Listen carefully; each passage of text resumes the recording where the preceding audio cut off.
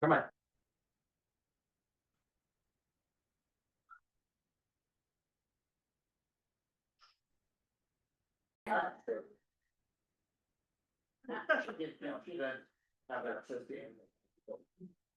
I think if you, or, somebody. I'm gonna Somebody give this some talk. Yeah. Good, hang on a second. Look, just pull that up.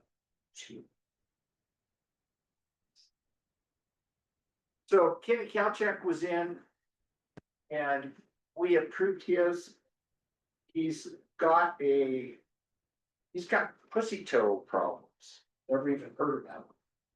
Isn't it a will, I know a pussy toe willow, is it a willow or not? It's a ground, Really? I thought it was, yeah, it's just like a people plant like this. Yeah. He and Doug have it, and it's grown in their fields actively. Doug, who? But they, Oh, really? yeah, Doug is all about it. So, we approved his project. But he's only gonna spray like 12 of the 60 acres. That he wants, or 12 of the 45 that he wants to, but it's small. And then we're gonna look at it next spring to see if it killed it or not. Okay, So we approved that one. so you do that, oh, We had a big meeting yesterday. Oh, yeah. is it, I wonder if it's that. I don't know, it could be. Doug Davis said it's very, very visible. Yeah, And he says, once you see it, you'll know it. can't ever quit. It's like, Yeah. yeah, little white little. But they, we funded that one. We approved the Bellio one finally. And, Colton said he was gonna work with them. Okay, To make sure, but the one that they did was. They're gonna spray year one and plant something, they're gonna spray year two. Oh. Well, yeah, I think we all, this, Because that was their, This is fair. it's worth finding, they yeah, sprayed. nice room. Yeah, it's worth fighting, that's the issue. Probably have to spray more. Like, what should these chairs there going? So that's what we. so that's what I signed, I'm planting. I know. It's good, okay. I Swing sprayed. it back a little bit. Sal, do you have an extra piece of paper that I? Or we're about to plant here Like, next You week, bet. and I get. you have signs on this door, but not on that door. We tabled. I put it on. Tabled Frank Kalchak's. Oh, it's on, They didn't Yeah. get it. Yeah. I It was just did tabled it there. last meeting. They didn't get it. We're also a little bit of exercise. Oh, it's great. Yeah. You know, I don't. I'll come up and wait, still be in a couple minutes later, probably, right? Possibility. So are you just gonna take over when we get here? Yeah. Okay, perfect. Yep. She was. I the saw one it. Hi, that- how are you? They found her. Good to see you. Let's not go there. How are you? I'm really good. And we approved it. Good. Yeah, they were spraying. Yeah, did he come back with a new spraying plan or something? Yeah, so we had a new cost for spraying. Yeah. And then after the meeting, I was reading the notes for our conservation board. We're gonna turn that, we're gonna turn Hankies and Vervilles, there are two projects. In on this northwest heat replaced sagebrush management or something like that. So it's another different, but it's not the same restaurants. Then I wouldn't want to go on them, so I got several. So we approved Hankies. But in theory, it might, I don't know how much we sent into it on the for either one, so I'm gonna get a case. Thanks for being here. Okay, are we ready to jump? And we didn't do Could the. you just roll back a couple slides then, Sally? Bobcat one. Who all do we have? There we go. Who all do we have on, Questions. And they were on, on fire? Tim? Tim is here, yes. I'm all right under there. Matt Smith is here with HSC. How can you dismiss that very top? Oh, Amber Pugalis is online with Community Ag Alliance. I'm seeing different things in lives. They just had to switch okay, so. But we'll fund these things. Got Callie's. Litchfield, you've got, Decisions. Hill, Blinker, Sullivan, yeah, Matt Smith. okay. So I missed a weed board meeting that, with the car, sage grouse, one of the Steve just filmed. Oh. Now Will's gets filled in on my end, yeah. We got pretty stuff done. I was like. Stanford pretty close, I was about to be. Jeff was betting, we're keep that by ice, but I Are you ready? left. It's recorded, it's already. Okay, good. So if we finish if you hit, we got okay, then we should. But they will see July. It'd be better though if I could see the, can you just say okay, or, Sure, I'm seeing different things than you are right now. yeah. Oh, you do? Yeah, It's just that. so I'm not seeing, okay, so hold on a second. Oh, Based on cattle prices. Instead of. Are you kidding? Instead of, then the governor came out and said, no more controlling prairie dogs in the state. Prairie dogs through. That's okay. You know what? Just call I can it. see the bottom. CFCD. Jonathan's here, so everything's okay. Ready to go. Yeah. Well, I saw an email that the governor's boy is gonna start holding meetings to get input on. All right, I think since it's just a little bit after 3, we're gonna take the jump. Thanks, everybody, for taking the time to come early today and be here. The agenda is on your screen. I hope everyone can see that. Is there anyone who's having trouble with the video? Tim, you're on mute, but if you unmute yourself real quick, just tell me that you can see everything okay. I can see the screen and the room's a little small, but yes. Okay, all right. Good to have you with. Okay, so you can see that item number 1, and now that I am actually here talking about this, it sinks in even a little bit more. I am going to be standing down as the head of the Big River Committee. That's not something that I really want to do, but it's something that I need to do.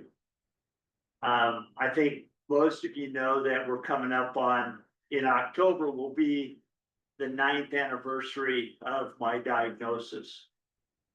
And it just turns out that 9 years of blood cancer treatment, the cumulative effect of that has made it kind of rocky some. Some of the things that are going wrong for me right now make it hard for me to continue with this job. So this meeting will be the next to last stand, to quote Longmire. I'll serve to open up the Big River Committee meeting in November. We'll pick a new chairman. Couple people have agreed to help support that and maybe be the chairman. But I want all of you to think about it. Give some thought to whether you would like to do this job. I mean, let's face it, it's a pretty dang low bar. That's not true. So Not true at all, Jeff. No. That's, you should That mention was your. funny, but it's not true.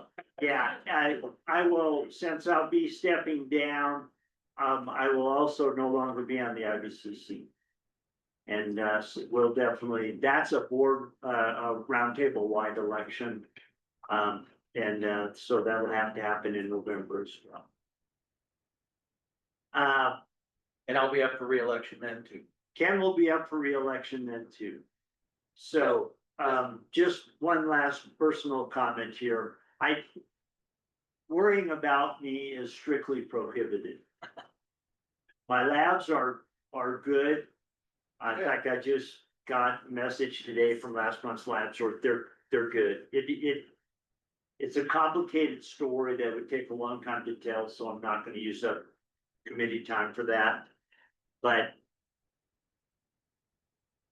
there are other aspects of being treated that are kind of raising their head right now. So, So you're just taking a timeout. Ken, I wish that were true. Well, I think you said that you were interested in maybe being able to return. If there's any way that I can, I will. Okay. Some tests are coming up in November, and those are gonna be important. You guys can think as positively about that as you can.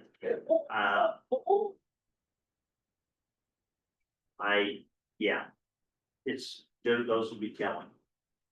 Okay, so with that, Steve, I have a question, so. In discussing the chairmanship of this committee with you. Is there a vice chair? I mean, I've always thought of you, Ken, as being the vice yeah, chair. we were kind of like co-chairs, really, yeah. Okay, do you want to select a vice chair and have it somebody other than the IBC rep? I don't know, it's a question that I throw out there because. Well, one thing that I think it's worked pretty well, and actually, we're gonna be talking about that later in this meeting. About the relationship between Big River Committee and the IBCC and how those things maybe need to be a little more closely coordinated and spend more time on each other.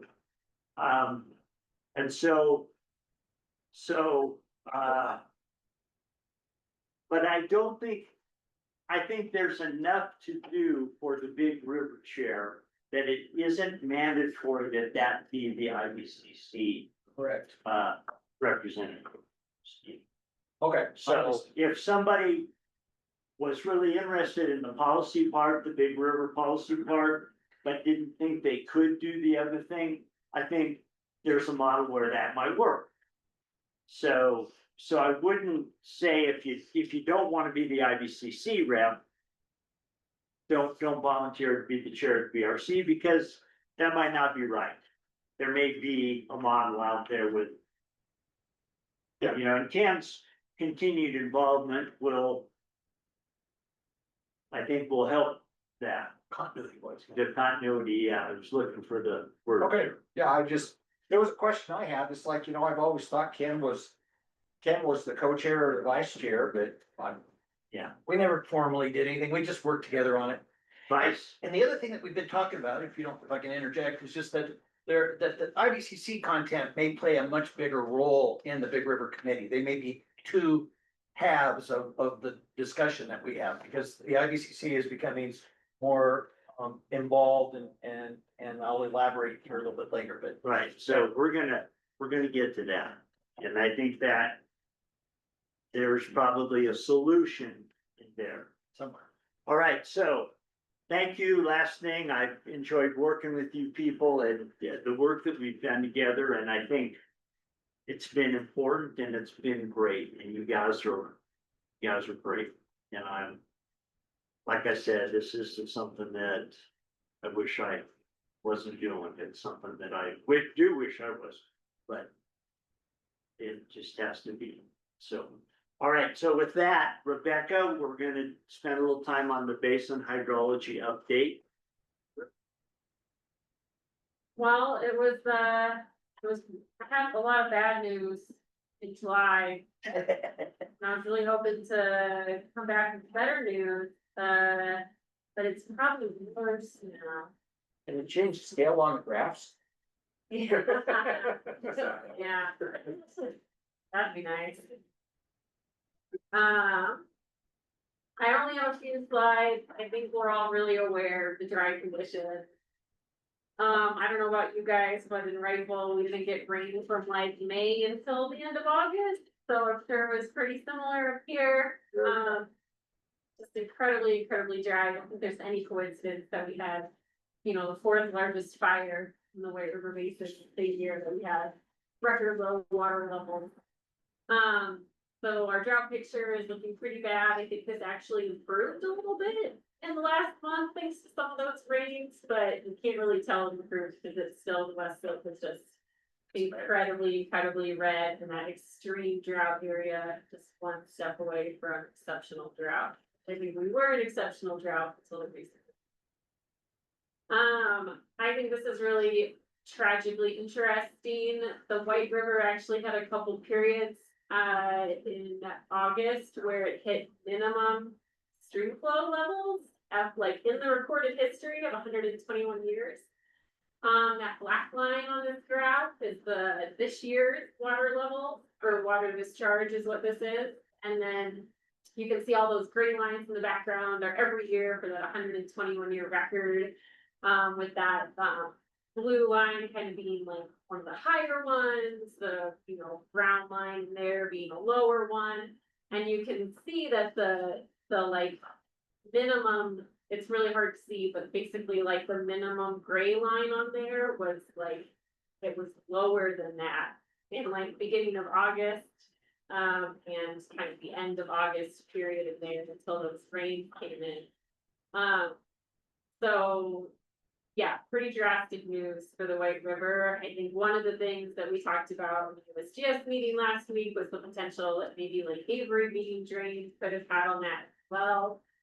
Usually Lake Avery is making releases during that late season for the extreme flow in the White River, and that wasn't happening this year since it was empty. That's all, everything's for CPW fish. Yeah, yeah, exactly. So that probably had a little bit of an impact, and it's kind of unknown at this point if Lake Avery's if they're gonna fill it next year based on some of the fire impact. So potentially another year of kind of this weird late season lack of water and the like. The Yampa is not as bad off here. It's still, below average, but we're not at those like minimum water levels in the Yampa. They have been doing A lot of releases. a lot of releases. Yeah, Elkhead, stagecoach releases have been happening. I mean, all of those pools are being completely stuffed this year. And I think a call went back on the Yampa River a couple weeks ago, maybe. I don't remember when that happened, but also driving. Is it on call? Oh, maybe it didn't go on call? Okay. I'll say, you're freaking me out here. Sorry. I think they were talking about it. They but did. it's not There was an on. email sent by the division's office that said they would consider it. Okay, Go ahead, Jim, just a little louder. Then we got. They were considering, They were considering a call on the Yampa, but then I think we got some rains and I haven't seen a call be placed. I saw the email too, but I think it. sorry to freak everyone out, yeah. How's that going? I saw the email that they were. By the thinking skin about of it. our teeth, I think we avoided it. We might not avoid it altogether. It's possible. It's about the same as 2002. Up until now. They actually, I think. But, call. the Rain. on the positive side of that, the releases that happened kept the call off a lot longer, and there was a lot of water put on hay fields and irrigated that would not have been done had those releases from Elkhead not been happening. So it served its purpose another year. No question. Basin wide, not just below the reservoir, but basin wide, because everybody. Yeah, to explain that, yeah. I'll just take a quick second. Yeah, go for it. So basically the call comes on and everybody in the Yampa River Basin's junior to column structure has to turn off their irrigation. And that affects a lot of, ranchers that have junior water rights, like we couldn't irrigate a couple of our fields because the call was, more senior, the calling structure was more senior to those water rights. So it affects everybody basin wide, not just below the rest of them. So it's a big deal. Yeah, good to hear that that's still effective and really helpful for everyone. I do think that pool is out now or gonna be out soon, so, yeah. These graphs really show the value of the coordinated leases from our reservoirs. That's really a hats off to the people that are doing that work every week. Yeah, and there was a really great, actually, Right. I think Jennifer might have been a part of this, really great, kind of coordinated, celebration of those reservoir releases at Steamboat during the Colorado Water conference, to just kind of showcase how it's like so many different partner organizations coming together to make it happen and how great it is for not just like river health, but also for like irrigated agriculture. And so that was a really cool thing to see. And also it just highlighted that without those reservoir releases, there would have been almost like no flow coming up a river this year. It was like, there was a period of time where almost all of the water in the river was like from those reservoirs. So, the Yampo River could have had maybe a year like the White, if not for some of those reservoirs. But, you know, so, Rebecca, we're still releasing, right? I saw a lot of water in Elkhead Creek. yeah, I think they still are. I know that some of those pools are just getting low. So, Yeah. kind of the rains are helping sustain them a little longer. Yeah. Yeah, Erin will talk to that. Yeah, Her update as well. She's got some slides. That's good. That's one of them. She's much more in tune to the daily operations than I am, so that's good. And then kind of switching to the Big River. I thought this was a really interesting slide that was shared by the State Climate Office. This is Lake Powell elevation, and those different bands are kind of the like normal to like above normal to below normal color bands. The black line is this year's. And you can see in last year during the runoff season, that black line had, or that black line was like the past year. You can see during the runoff season last year, that black line goes up a little bit and we have inflow. It's Lake Powell and the millions of acre feet storage goes up. And then this year during the runoff, you can barely see an increase. It was like almost not even there. So that's not a happy slide, but I think it is just really telling to kind of show why the reservoirs we need to live within our means. And some years we barely see any inflow in dry years. And then just kind of to summarize where we're at with the reservoir storage. Lake Powell is at 29% full. That's lower than it's been the past few years with some of our better hydro years the past 2 years. Lake Mead is at 31, and then our upper basin reservoirs are looking a little bit better. With Flaming Gorge at 80%, but even Blue Mesa and Navajo are down in the 50s. I just drove by Blue Mesa earlier this week and it was looking a little low. Not as low as it's been in the past, but it wasn't great. So, I think we'll all be watching very carefully this winter for soon. When we say that it has 30%, does that include all the water in the reservoir, including the dead pool, or is that just the water that's be released? You know, I think that's a full number, but I'm not confident. So all these numbers are minus the dead pool. I think it's all. It's all the water in the reservoir. I'm almost sure that's What I what thought too. Yeah. What, 4 million out? Yeah. We can't get out. But you can't do that.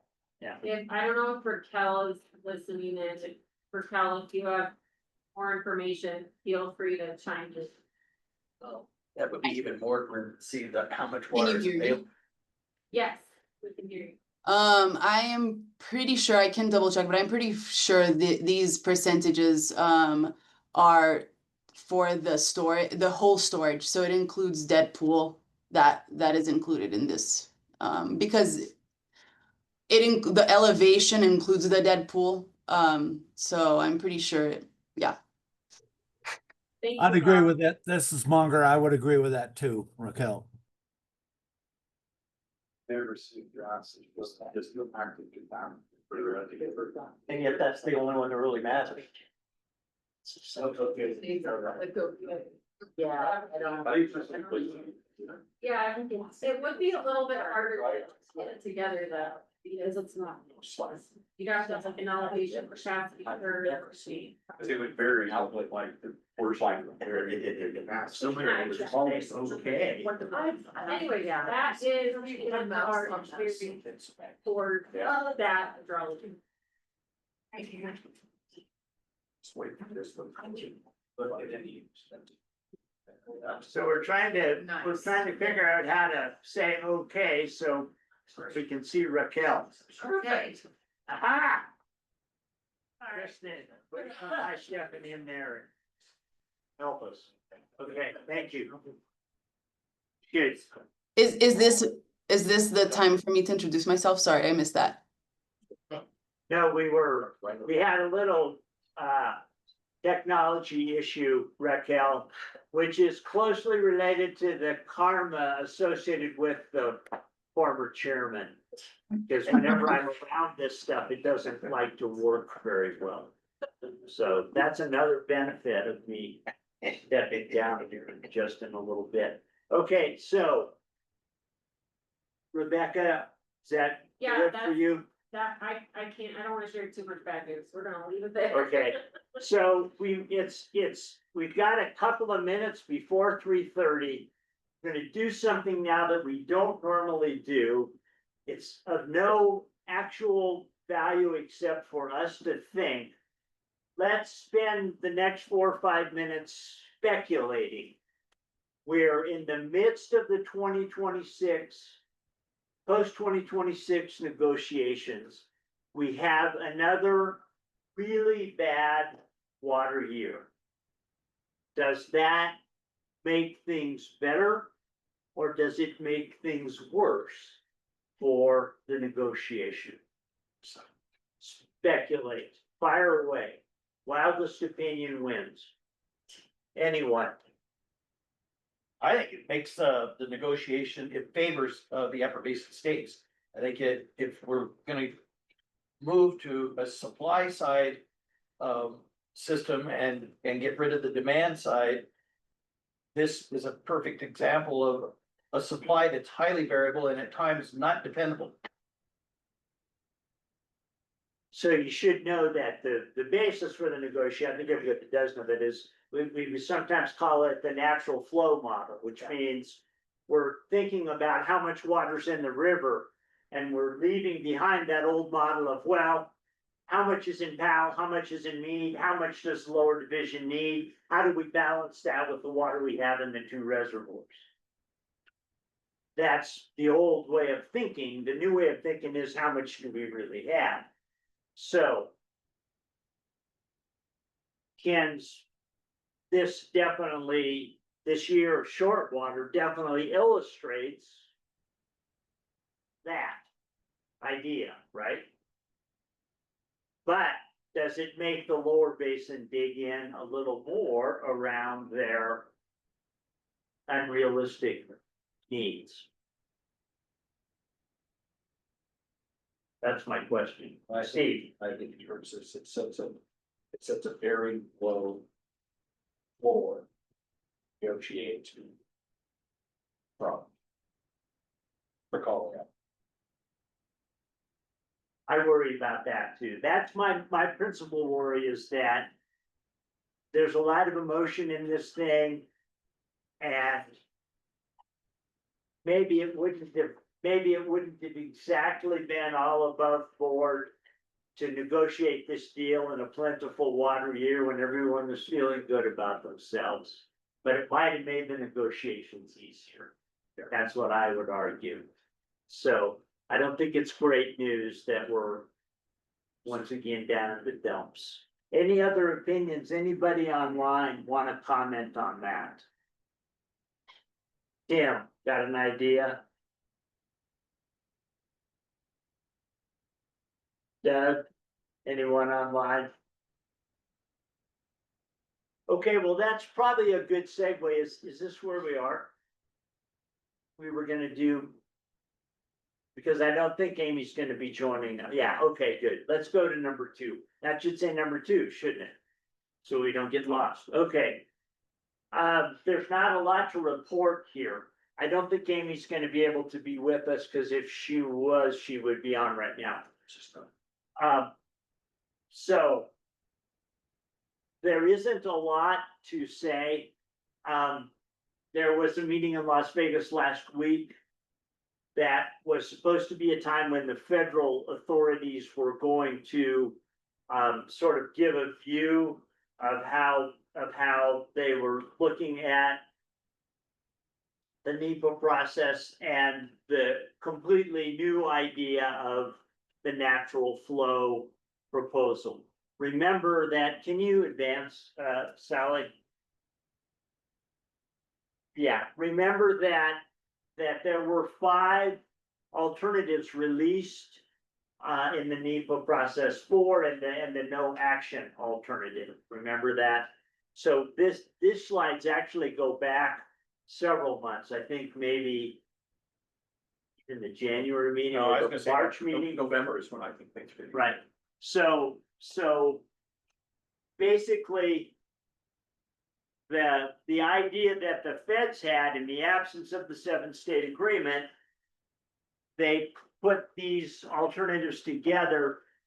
None of them came very close to the 2 ideas that we had talked about from upper basin and lower basin proposals. We can review those real quick if we need to, but it doesn't make sense to spend a lot of time on this, except if you just go to the next slide. So this is what I think. This is based on nothing more than Jeff's natural pessimism, which by now I would think all members of this committee would be pretty used to. So the second alternative of the 5, the first one after the no action, which everyone agreed, the no action alternative, we couldn't do nothing, right? In the post 2026 timeframe. This is the thing that in the original NEPA documentation was called the federal authorities alternative. Now, my understanding is that since that time, we've had a change in the administration. So the new Bureau leadership refers to this now as the federal authorities contingency.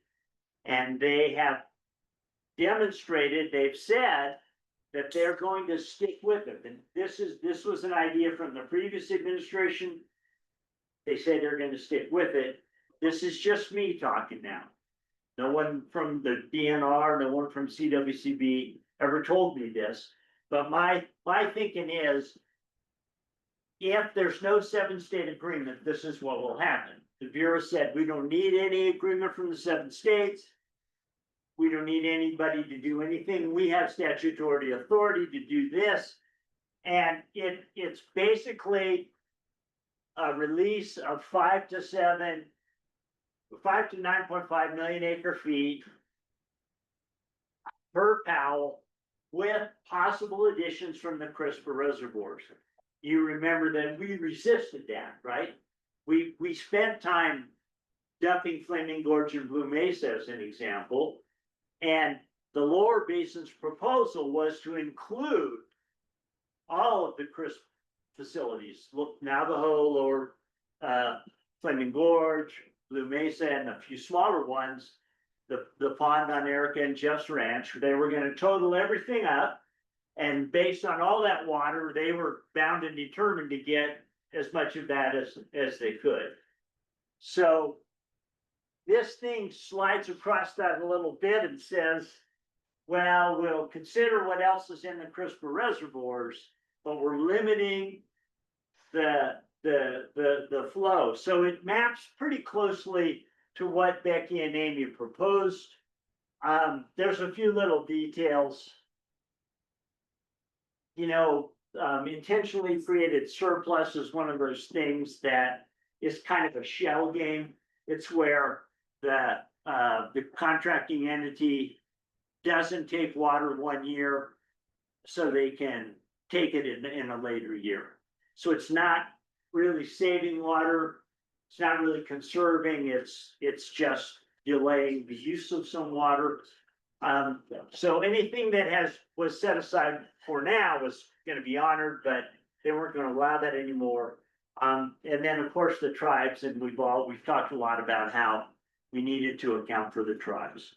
So you're getting just Jeff's opinion here, but by the 11th of November, if there's not a 7-state agreement, I think this is the thing that's going to go forward from the Bureau's perspective, or something very similar to this. They may put an on-ramp on there. They may say, okay, even though we're in deep doo-doo right now, we're not cutting you all the way back to 5 million.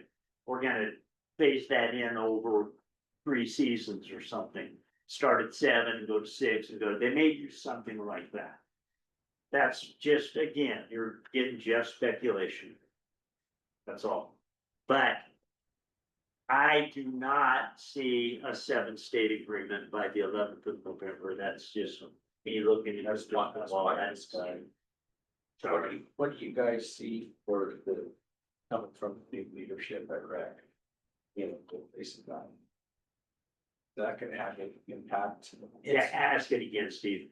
That, so the new leadership at Bureau of Rec is a Right. lower basic guy, Ted Cookie. Yeah.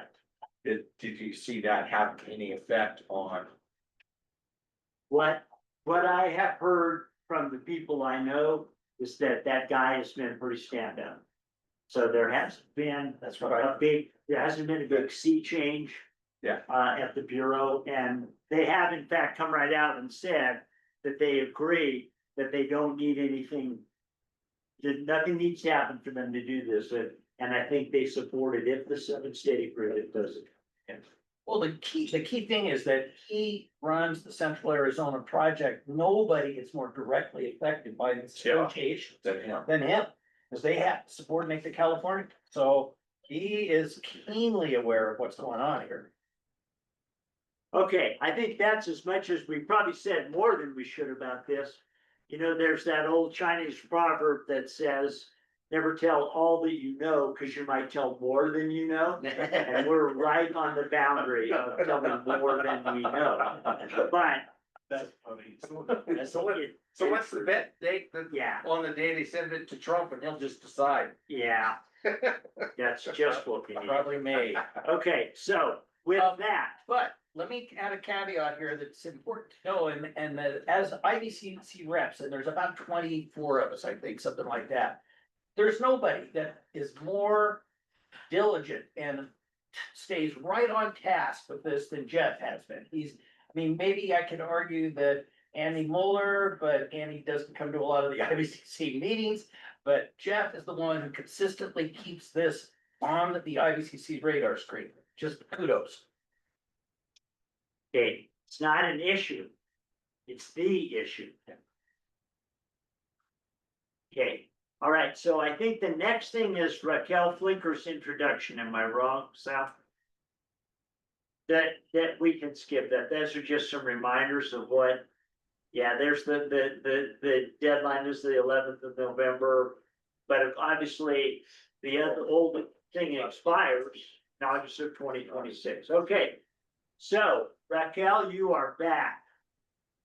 Hi. Unless, Rebecca, do you want to say a few words introducing? Okay, perfect.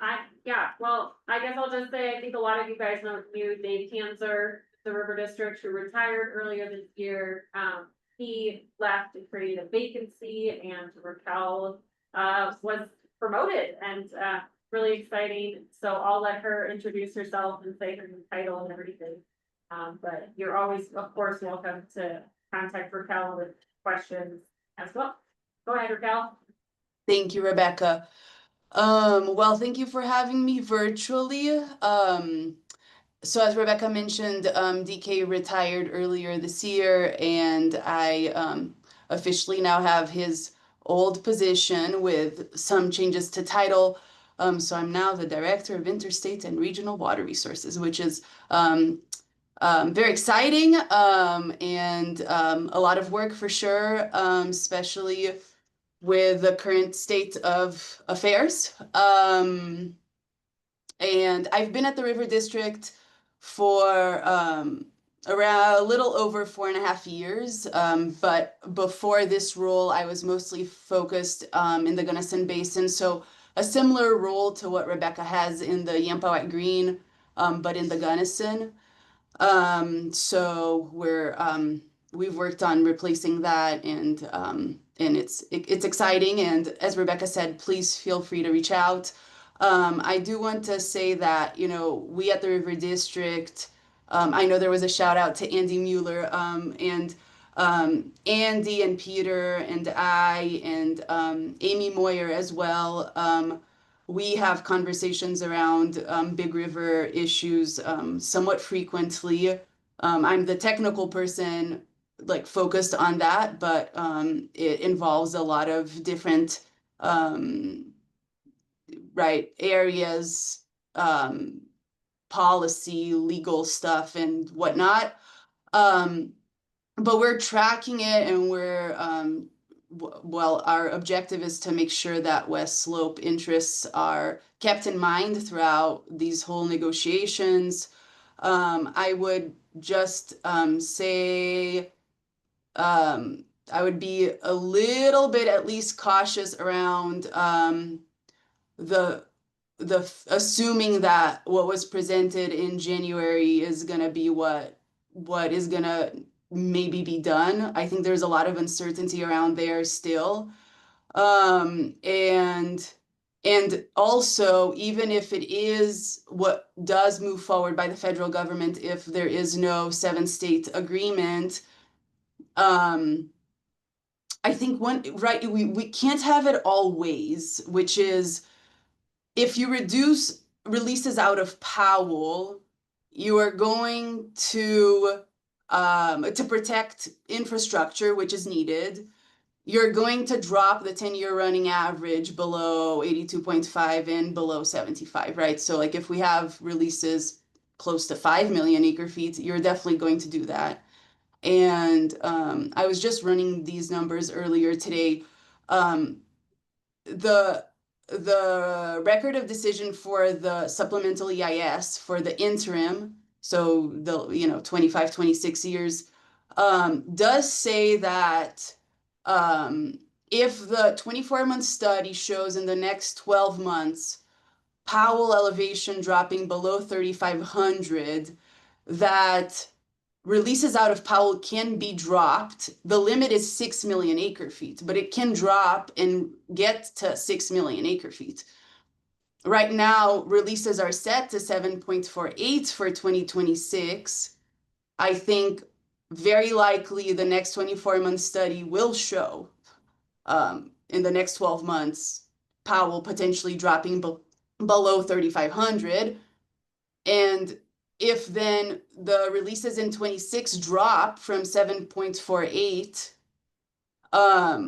we could have a situation where the 10-year running average could fall below 82.5, which we don't, Upper Basin doesn't think is the problem or problematic. The Lower Basin does. So you could be in a scenario where the Lower Basin litigates even next year. So that's what I have been thinking about today. Anyhow, so I thought I'd share that here. And I think that's what I have, and happy to discuss, and feel free to reach out to me. Happy to talk more. Thank you. Raquel, the interim, let's say that the decision does not go the way the Lower Basin wanted. They initiate a lawsuit. It's enjoined by the courts, and we don't have a new agreement in place by the fall of 26. Do we revert back to the old 2007 guidelines, or is there a formula in place that they will use in that interim? In the interim, you mean Between the deadline is to have something done by October 1, 26, but if we don't have anything in place and agreed to, plan B is they just run it the way they want to run it, or they go back to the existing guidelines? Is there a acknowledged path no. forward? So if there is no 7-state agreement, in the spring of next year, the federal government needs to figure out what they're gonna do. And so I think there's uncertainty to what that is gonna be. It could be a few things. It could be 2007 with some modifications. It could be what was presented here as the second alternative as they presented in January. Is that what you were asking? So I don't, so there is, I would say it's not clear. We don't know, but the federal government should make that determination spring of 26. Yeah, and in fact, I think the actual deadline, Ken, is not October, it's on the 1st of August, because they need a certain amount of time. Because typically they prepare those contracts for delivery, the feds prepare the contracts for delivery. So I think, Raquel, just one more question about what you just said. That there's kind of two things that can go wrong here. Well, maybe there's a million things that can go wrong, but what Ken was actually asking is, let's imagine that something like the federal authorities contingency is implemented or is declared to be the implementation post 2026, and the lower basin attempts to stop that. That's really what he was asking. So they say, no, that's not good enough. And then what is the fallback? We've talked about this in this committee at times. Does that mean we go back to the interim, which is in place right now? Or does it mean that we go back to the 2007 agreement? Because that would be a disaster. If we had to operate the reservoirs based on the 2007 operating guidelines, that just is not sustainable. No, I agree with you completely. It's definitely not sustainable.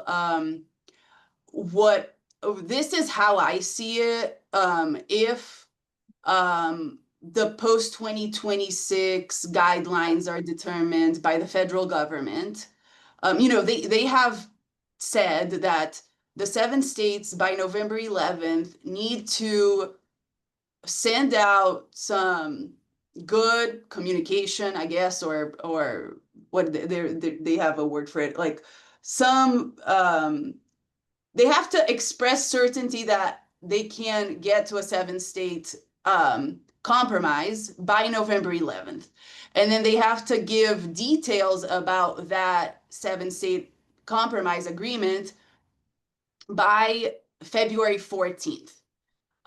So that the federal government knows that they need, if that's not the case, the federal government needs to work on the details of their resolution to this problem.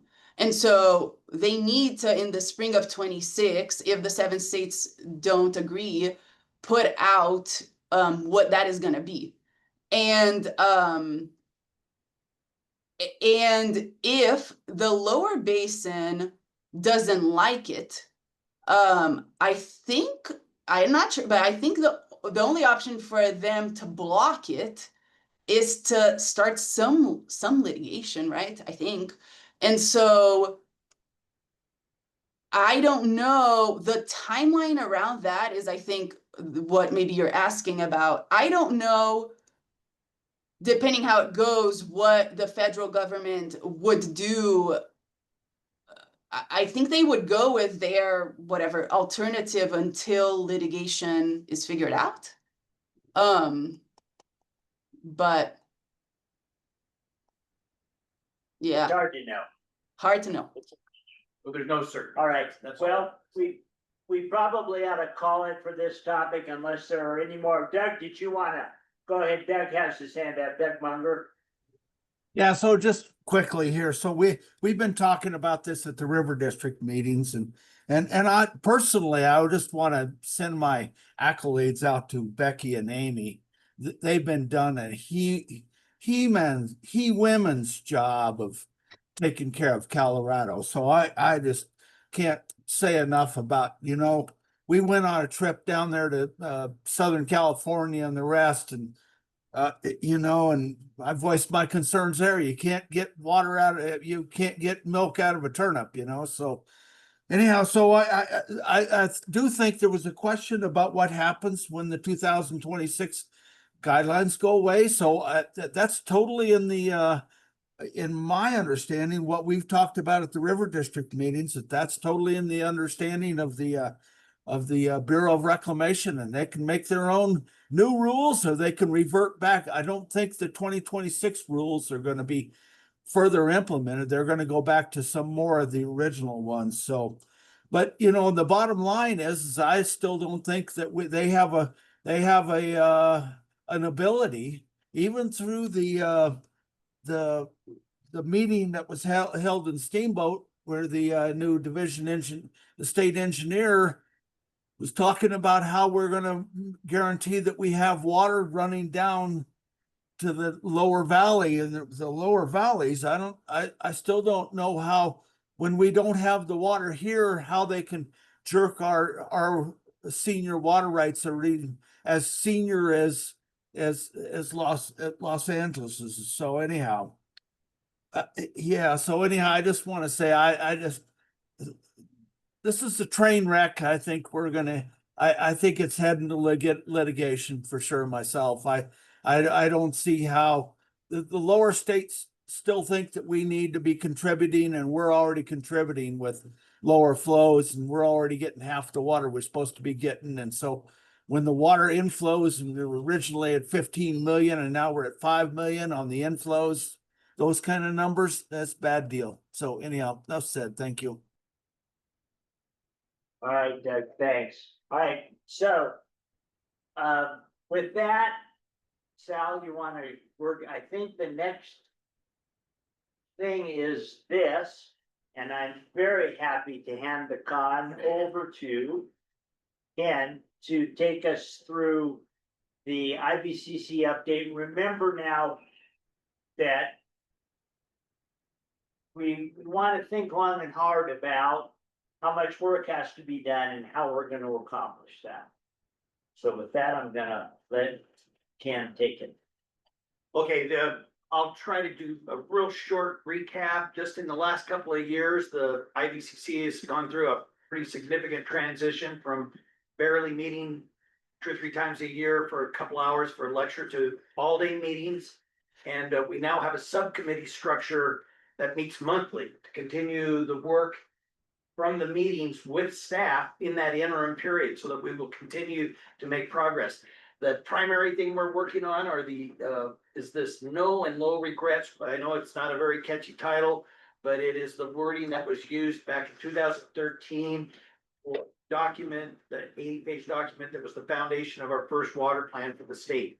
So we're looking at a new version that'll be for the 2033 state water plan. And you remember from the C9 summit that there were 9 different topics that we had identified. It's not a complete list. It's a pretty good list though. And so I'm going to show you a timeline here in a minute that'll explain what that list of what those dates are and what they're trying to cover during those dates. But these are the key goals: is to, protect our water supply, be resilient in the face of the climate changes, make sure that we do everything we can to support functional family agriculture that we have today. And of course, there's always the environmental and recreational water needs as well. So the next slide, I think, takes us to, this is basically what we're trying to do is the IBC is helping connect the roundtables and the Colorado Water Conservation Board. The new staff, there's been some really significant changes in the Colorado Water Conservation Board staff. Becky Mitchell was the head of the Water Conservation Board, moved on to, she was also at the same time head of the negotiations. Obviously, the negotiations alone is a huge job, and so that's where she went. And Lauren Riss has stepped in. She's been there, about 1.5 years now, I think. So Lauren is a different hand on the till. Dan Gibbs stepped back from chair of IBCC and Becky stepped in. That was another significant change. And then Russ Sands, who's been the planning section chief that we all function under, he's the one that gets us our money. That position changed to Kat Weissmiller. And all 3 of these women are much more empathetic to they see the value of the grassroots organization from the 1177 roundtable system. And we don't think we have fully utilized that. In fact, I think we've scratched the surface of the ability to provide a voice from the local level to help the Colorado Water Conservation Board deliberate, and it gives them a big team of people to work on topics. So the communication between those three entities is gonna continue to evolve, and it's really good news. Next slide, please.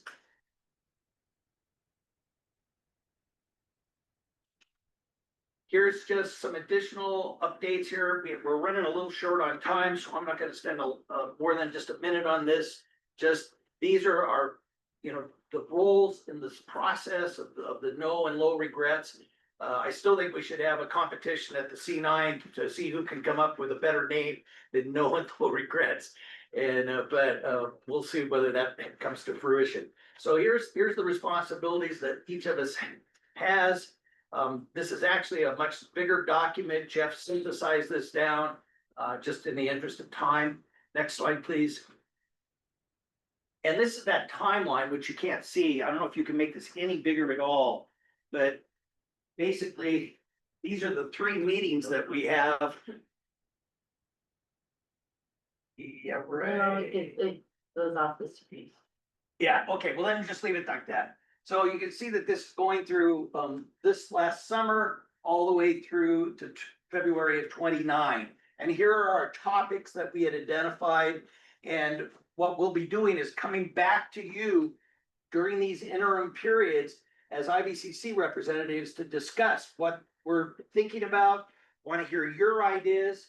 What if we forgot to include? I would argue that forest health isn't one of the things that's on that list. Forest health, I'm gonna ask, be inserted right here with storage. It's our biggest reservoir, is our snowpack. And so it should be part of that storage water supply discussion. So, but you can see that this is how we will proceed. The subcommittee works monthly between these periods of time. So when you're talking about and considering who is gonna try to replace Jeff as a representative for Northwest Colorado, think about that commitment of time of making sure that you stay completely aware of this and participate whenever you're able to. So this is the process that we're using. This will feed right into their technical update, the BIP process, and the eventual plan update in 2033. Next, please. And then the C9 agenda is coming in. It is a very rough agenda. It looks a lot like this.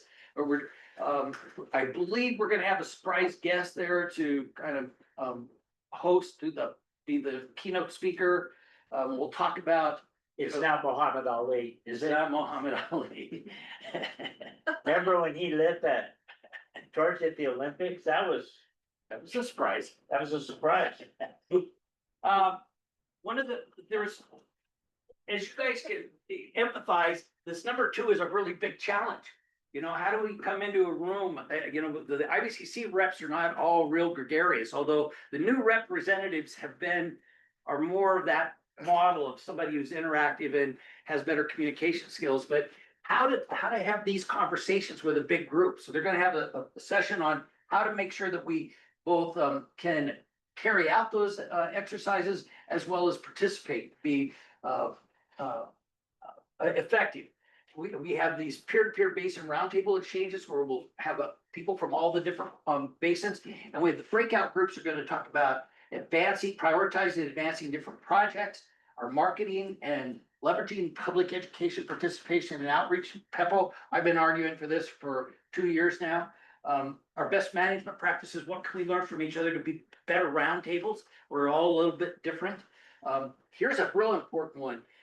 The 2013 No and Low Regrets talked about the importance all through that document are references to how the roundtables should be interacting and during the legislative process. The legislative process is key to getting a lot of the stuff done that we want to get done. If there's things in statute that just don't match up with our reality today.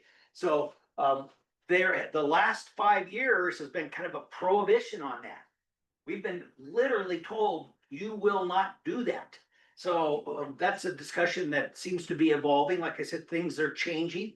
Next slide has just a few more items on it. Yeah, our outreach and communication, ditch management planning, and then the interstate updates.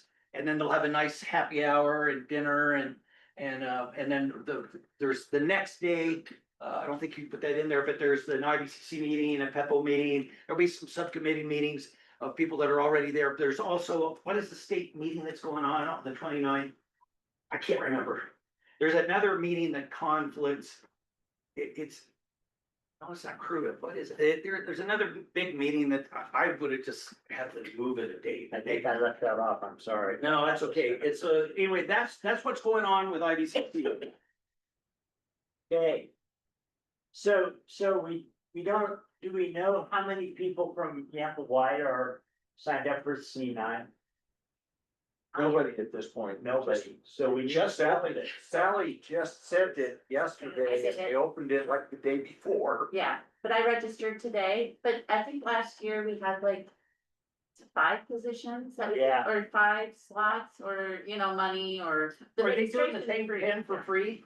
So 10 for free, and the IBCCs aren't accounting against that. Okay.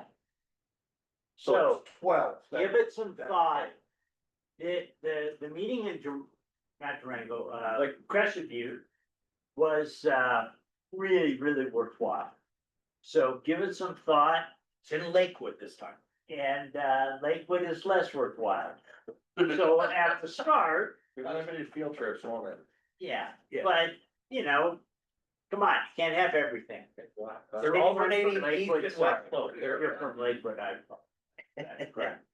All right, so please, we do need, At least 10 people go. yeah, we need a bunch, and it's a little bit in keeping with that,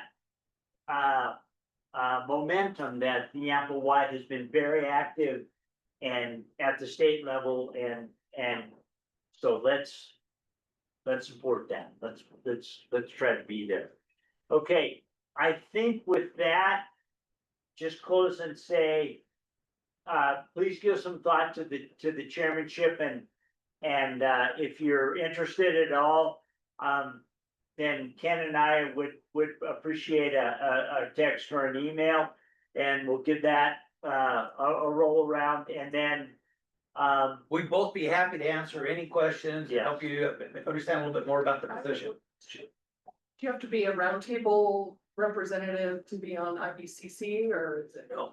I think the only requirement that one of the 2 representatives must be have water rights. And I had water rights when I was still on the Upper Yampa Water Conservancy District. I'm no longer on that board, so I would not be filling that. So whoever is gonna run, I think, has to have some water rights associated with either their personal business or whoever they represent. Is that something right? Yes. so that was, So whoever they represent. yeah, so that's. Whoever they represent. Okay, think about it. Please be ready to dig in, and let me just say one more time how much I've appreciated you and enjoyed working with you. Don't forget, worrying is strictly prohibited. Okay, thanks. I saved all my worries for Ken. Okay, thank you. Is it PEPO time? It's PEPO time. All right. Well, right on, that's right, exactly. How did that happen? Jeff never finished it on time. It's because my 20 minutes went down to 3. Never yet. Catch you at the round table. Okay. Round. Right here. Yeah. They're having a class in one, interim If 185. we're lucky, they'll move us up here permanently. It's nicer. It is. Yeah, it's a nicer area. Open, I like it. higher ceiling, yeah. Yes. We're gonna be discussing the story map, so boy, input on that is really helpful.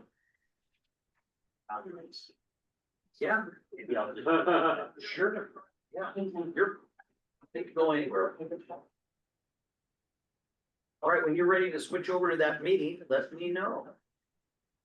So. We're recording? Well, We're recording. in a rare and confusing situation, we are actually on time and on schedule today. I'm Ken Brenner. I'm gonna chair this September 10th Public Education Participation and Outreach Meeting. Sally is our PEPO liaison. In other words, that means she does all the work and I get to sit up here and talk. But the agenda that we prepared, that she's prepared, that I concurred with. And so we have the agenda, when we scan down here real quick, Sally, why don't you narrate what you got? We have the basic consent agenda of financial and minutes, and then what do you have planned, Sally? So for the minutes, we didn't have a PEPO meeting in July, so there are no minutes from July. We've got a quick, financial update. On the meat of this meeting will be updates of the story map from Four Corners, Anna and Lauren. And we're gonna talk about some of the projects. We'll talk about, our next field trip, with the HOC newspaper articles, and for partner updates, we're gonna have a quick update from Michelle from Mambatika about their, year-end numbers. All right, I need a motion to approve the agenda or a motion to amend or add or delete.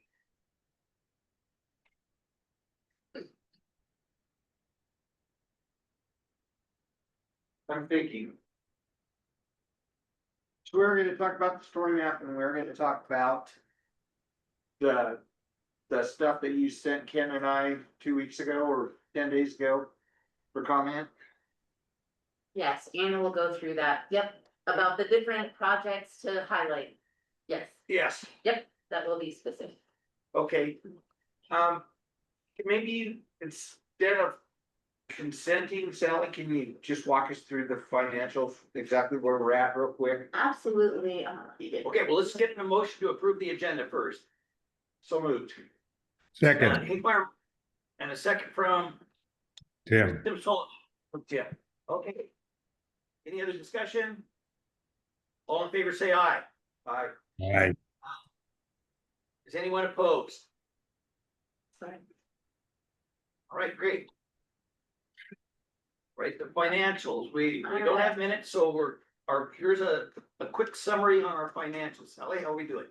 Quick financial summary is we're on track with all of our recorder support, all of our, materials and outreach billing. If you did take out the canopy though, and you do wanna get paid, submit me an invoice and I can tell you how to do that. But basically, we're on track with everything, and our biggest expenditure is the story map right now. So, we're looking really, for by November 1st is to spend the $79.49 for the story map development, and so we've already just got those invoices. So we've got, since this has been made, so once we spend that, then we will go down and use some of our, WSRF money right here, to pay the other outstanding bills. So we're still on track, and we'll talk about that today, but, to finish either at very late this year, 2025 or early 2026. So we're on track with money and the invoicing and timeline for the story map. Does anyone have any questions about? Thanks, Sally. So when's the end of this grant? But this is a 3-year grant? Yes, the PEPO grants every year and the WSRF will end in 2029. Yeah, we have 25,000 annual, and then we have that $100,000, well, $90,000 3-year.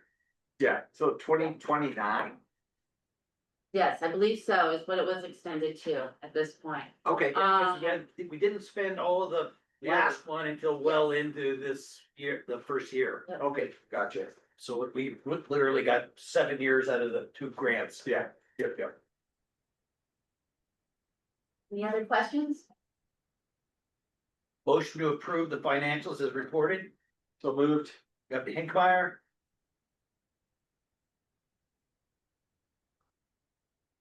Tim or Doug? Second, Doug? second. It takes me a while to get off mute, so yeah. Thank you, Tim. We're the only committee members here, okay. Third. All right. Very good. Any other discussion? All in favor, say aye. Aye. Aye.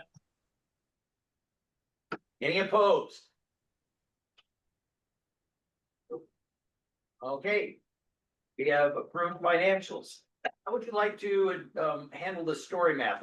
We needed a little bit of an update on where we're at for those that are newer to this discussion, and then tell us how we're gonna proceed today. Well, absolutely. Today we have Anna and Lauren from Four Corners Consulting, and they're Welcome. together the story map. Kristen Jesperson had a previous commitment, so she couldn't be with us today. But Anna is going to be walking us through, she's gonna demo the story map and talk about the purpose of it. But I was just going to pass around some of our fifth goals we want, if people need reminding, but just to kind of remind everybody that the story maps gonna focus on our fifth goals, and really also that the story map is supposed to be looked at and digested by the viewer in 15 minutes. So that's something I have to be reminded all the time, because we want to go really in depth into the story map. Yet it's going to be kind of something brief, but I'm going to stop sharing and let Anna maybe introduce herself. Are you ready? Hi, I'm Anna Reiling. I am the owner of Four Corners Mapping, and I'm working with Lauren Brown of LV Brown Studios on this story map, and I'm really happy that you invited us to this meeting. So I thought Sally and I kind of passed an agenda back and forth, and Sally, I just wanted to maybe start with the purpose of the story map, and then either move into that story map mock-up that I showed you the other day, or we can launch into the outline and a sort of a progress update. So Yeah, why don't you do the purpose, and then let's do a demo of the story map so we can see kind of how far you've gotten. okay. So the purpose of this story map is an educational tool to provide a high-level overview of the Yampa White Green Basin, its geographies, rivers, diversity of water users, where the water comes from, where it goes, how it moves through the system, and how it's managed.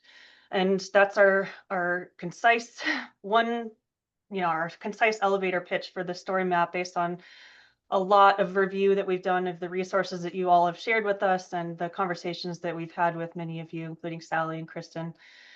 So that said, every decision we make and every word we write is guided by the guidance documents that are outlined in that phase 1 story map report, including, of course, the BIP. So we cross-check our, what we're doing at any phase with the goals in the BIP. And then Sally mentioned that this is a 15-word, this will be a 15-word story map, 15-minute story map.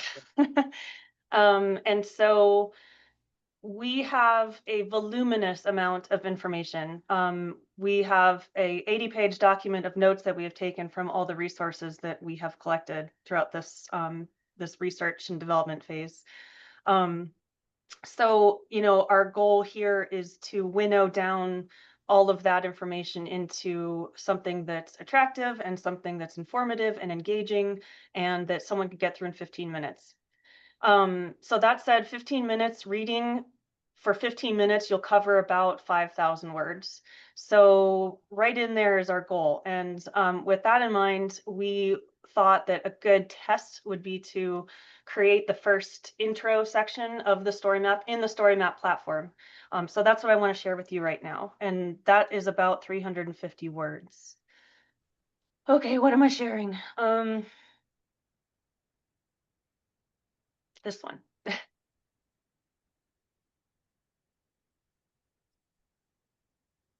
Okay. We can all see this? Yes. Okay. So So it's So not one big beautiful bill then, it isn't? I mean, we can try it. Um, just backing up, Lauren, did you have anything to add? I'd love for you to introduce yourself as well. You're a huge part of this effort. Well, thanks. Yeah, you're doing great. I'm Lauren Brown. I've met a few of you at the Basin Rendezvous earlier in May. I've been helping out kind of behind the scenes here on trying to wrap our heads around this big story of the basin and kind of putting the puzzle pieces together in a outline for Anna to turn into a wonderfully compelling visual story map. So happy to be part of the team and learning all all the different aspects of the basin. Thanks, Lauren.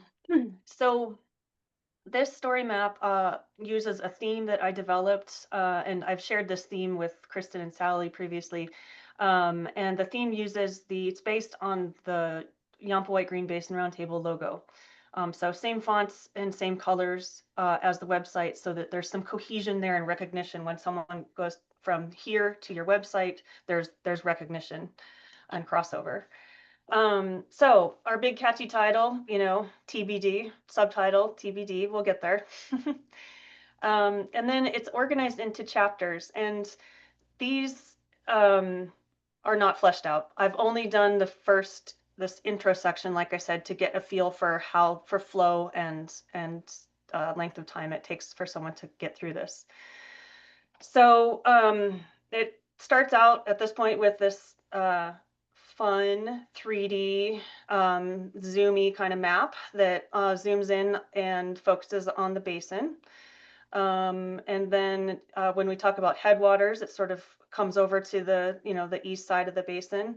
I think this is very important for familiarizing people with the geography of this area that some people might not be familiar with. So we're talking about the arid canyonlands over here on the border with Utah.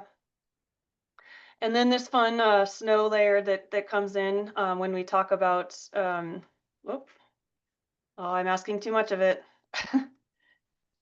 Snow layer when we talk about the abundance of snow in the winter feeds our rivers and springs or streams in the spring and summer. And then here we're going to start talking about just introduce the types of water users in the basin, from ranching and livestock and farming to towns and industries to non-consumptive uses, wildlife, ecology, and then recreation, of course, paddling and angling. And then we're just going to kind of summarize that with water being a vital resource that unites us all, managing the water supply is essential, et cetera, et cetera.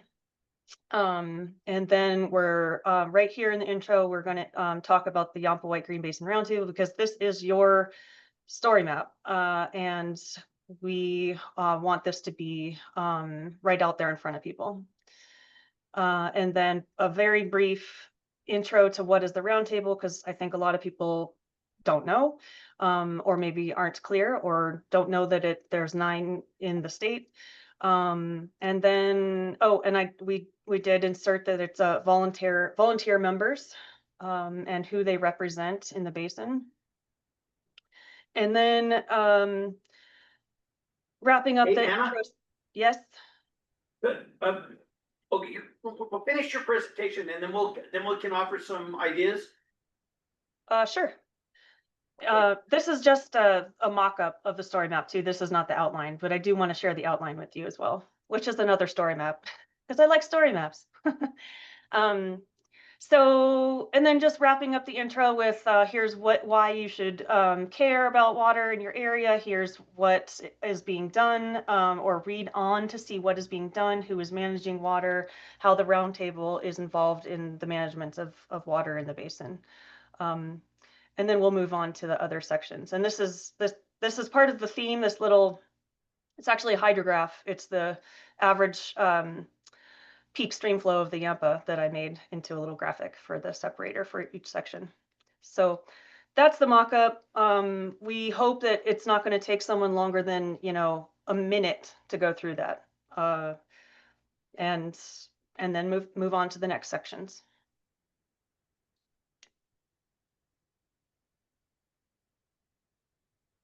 And that's what can you have on the setup right now, right? So.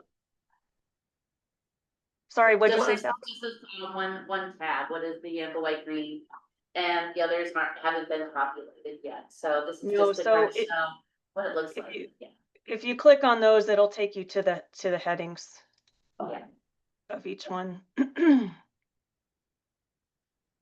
Yep. Ken, did you have a question or want me to go back to a spot? Well, when you, had your story map up there at the beginning of this, explanation, the map was a little hard to see and understand.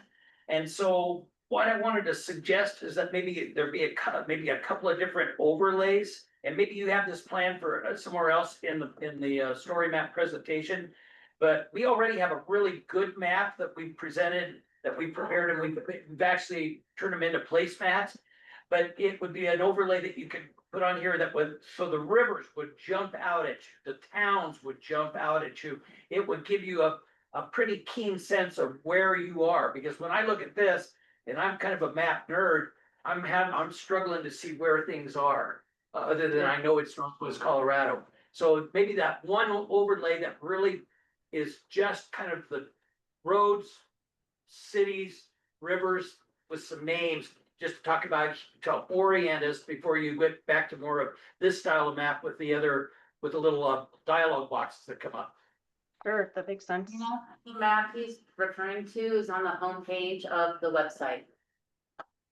But we could give you another one that would be for different jurisdictions, like the 3 counties that are involved. Another one that would be for the water conservancy districts. There's gosh, what is there? Probably 6 or 7. Yeah, that'll be later in the other It's tabs. later? Yeah, Okay. that'll be Yeah, discussed later in our, people Okay, good. collaborate within our. All right. basin. Yeah. This is just the intro, the high level, here's where the basin is, but I agree with you that these features that are the most important can be more prominent. And then as far as talking in detail about the geography and the entities and the boundaries and locations, township or towns, municipalities, we're gonna discuss, the very next section is what is the basin? And we're gonna go through all that in detail in the very next section. Okay. We can discuss that on this call in the outline when we review the outline. Great.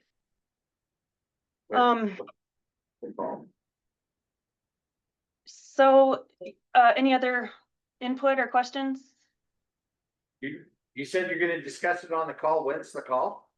Oh, right now, today. We're sorry, I'm on a call. You guys are in person. Okay. I'm easily confused. So, we'd like to talk a little bit about the progress that we've made on the story map. I do want to share the outline of the story map. So Sally, what do you think makes sense? Do you want to see the outline of the story map first? We'll go through that and then we'll go through our progress. Yeah. Yeah, Okay. please. All right. So here's another story map, but this is more just used for displaying the outline. So we're going to start with our big catchy title and then our subtitle. That's going to be up here in the landing page. Again, all of the sections are organized by heading here. So you can click right to, if you're only concerned about non-consumptive use, you can click right to that one. So our working central theme is the basin has diverse water resources and water users, and many people are working together to manage and steward our most precious resource, and you can too. So our intro, I've already kind of gone over that, just a brief introduction to the story of the roundtable and the basin in general, and an invitation to learn and explore where water comes from, where it goes, how it's used. So we're planning on what, Lauren? I was just gonna take it just one little step back and just caveat, we've organized this big story into like 7 chapters. We've reviewed this a few times with the committee. I've gotten approval on it. And basically it's organized into a basin overview where our water comes from, hydrology, where it goes into consumptive uses, then non-consumptive uses. Then it talks about how water's managed. So looking at the different basin entities with the roundtable as the umbrella organization. Then there's a chapter that focuses on highlighting some success stories that cover the different geographies and themes and categories that have been discussed in the story map, and then finally concluding with some calls to action for what the audience member can do to get involved or stay engaged. You have a slide with just those chapters on it? I know there's a longer narrative with the chapters, but just. With just the chapter titles? Yeah. No, not yet, but. It's right here. This, yeah, I probably should move this up to the beginning, but this is at the very end.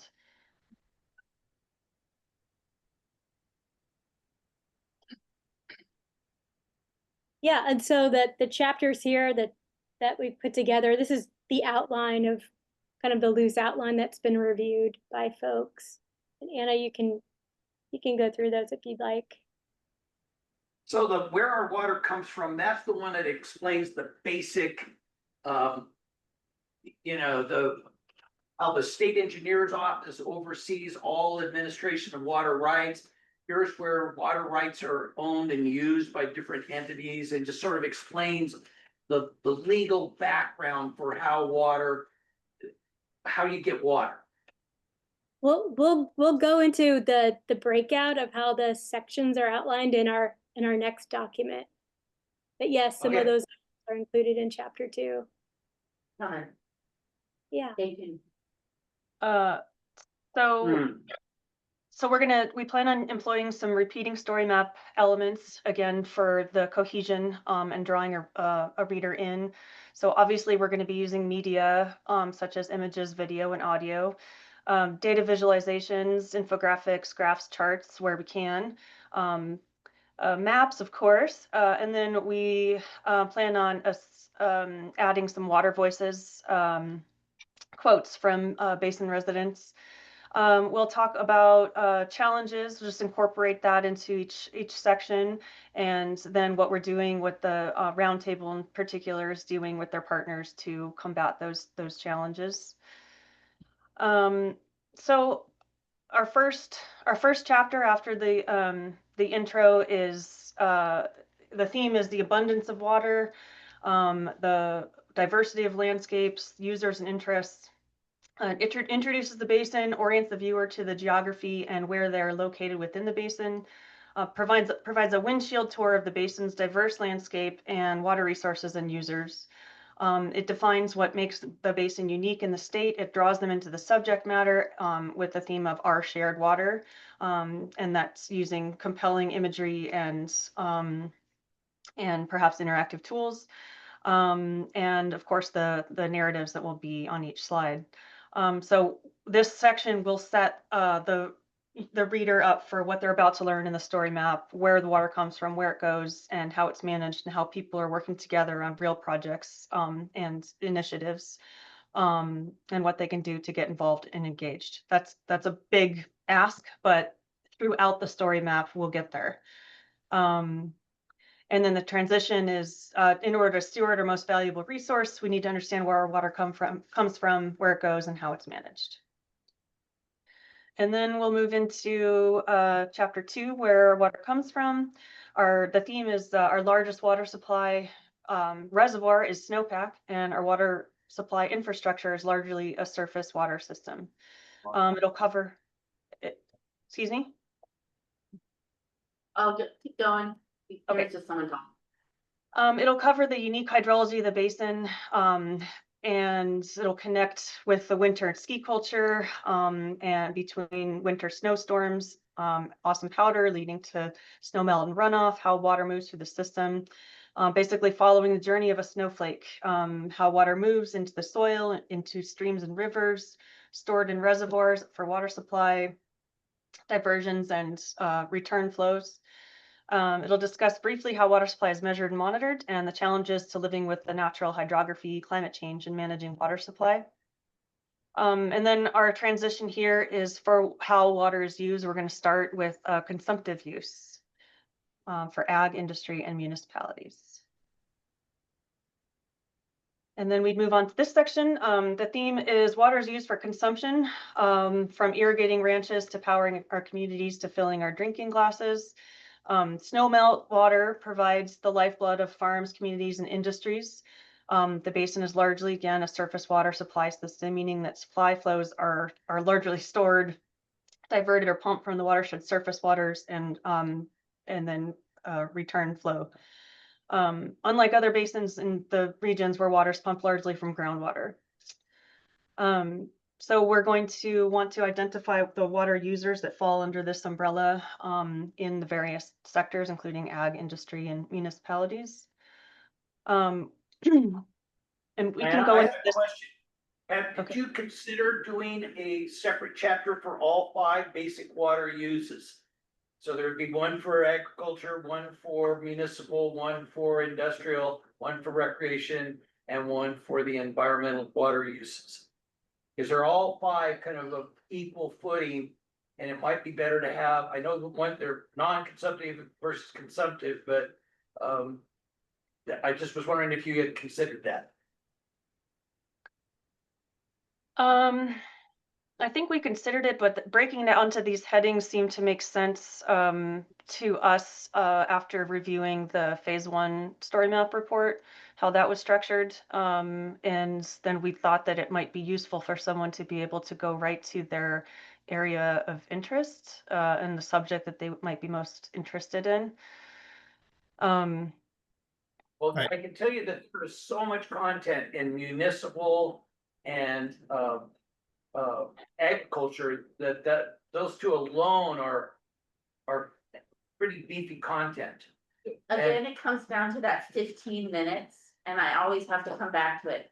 We're supposed to get through the story map in 15 minutes, and they always have to remind me because we have so much content. Right. We just have to whittle it down somewhere. So it was just, I feel like easier to, clump a couple together than, 15 minutes goes by pretty fast, even if you have somebody's attention for that long. So I think that's kind of what we were thinking as this moved through. And it will have to be whittled down even more. So, yeah. And I agree. I mean, I think it's easier because I even don't love the concept of the environment being a non-consumptive use. It's not a use, it's the environment. So I think not putting them in as uses like that, this breaks it up in a way that is good for thinking about the river, that we're balancing between the 2 sets. So I think this is clearer for a reader. I would, since I've got the floor, I would generally, when you think about a river, you lead with the natural environment, the river, and then go to how we're using it and how it supports us. So if it were me, I would put chapter 4 before chapter 3, but maybe it doesn't matter in the way people follow this. There is a logical flow that we've thought through, a narrative arc, so to say. We can get further into that in the table of contents, but and as far as the using the word consumptive use and non-consumptive use, we have that in parentheses just for our own reference, but these headers will be more descriptive language. So those are just kind of placeholder chapter titles. We won't even have the chapter number chapter in there, but for organization purpose, that's how we've been organizing all of our work behind the scenes, is by these chapter names and themes. The thing that I like about using non-consumptive but consumptive though is because, as Tim points out, when you have recreation and environmental issues, the water stays in the river. When you have the others, they are diverted, utilized, and then some of that water gets back in the river, but generally not all. That's a pretty big difference, and it's an important basic concept to understand with water. Yeah, and that concept it will be discussed, and we'll use the word consumptive in the text, but maybe not as the descriptive header that is on the menu bar. Think of the headings as big catchy headings. But not necessarily chapter 1, chapter 2. These are just what we've put in here to keep ourselves organized and to reference the common name here in the chapter. So then from here, we'll go on to fish, wildlife, recreation, sense of place. The theme is that water supports these areas and contributes to the sense of place of the basin. Free-flowing, clean and clear waters are also needed to support our basin's fish and wildlife, endangered species, recreation culture, scenic beauty, tourism, economy, and identity and sense of place. The section will cover protecting and managing for natural river flood pulses, paddling, angling, native and endangered fish species, and the basin's unique identity that draws new visitors and residents to the basin. And why it's important to consider and manage for these types of uses or needs of wildlife, recreation, and sense of place. And then from here, the transition will be how managing water for all the different users and interests in the basin involves a complex web of water managers and entities ranging from federal, state, and local governments to national and local nonprofit organizations. So here is where we're going to cover how water in the basin is managed. There are many caring, thoughtful people involved in managing water. It's complex, but mostly collaborative. And the round table serves as a bridge and regional voice advocating for the basin's water users, water rights, and water projects. An overview of the various entities that manage the water, starting with the Basin Roundtable is the umbrella or the bridge. And what's unique about this basin is that much of the management is community-based and locally informed. And make the point that water management is a complex web and balancing act. There are many nested and overlapping entities from state to local, each with different priorities and powers. Some have overlapping jurisdictions and competing interests. Discuss the roundtable's role in creating that regional voice and collaborative environment. And then a high-level overview of the various entities and their water role in the basin, including challenges of collaboration. And here we're going to have to really be targeted with what we cover because there's a lot to cover here. Just something to keep in mind for this section is has the potential to balloon. So after this, hopefully someone walks away with a better idea of who manages the water. And then we'll look at some basin success stories that water managers are working on to safeguard water in the basin.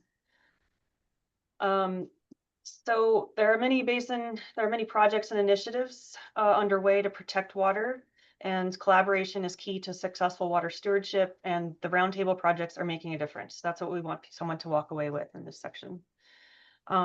So we want to illustrate the themes of the story map using case study examples. So everything that we've talked about so far, we're going to winnow down into a particular case study. And so these projects are going to be examples that are represented.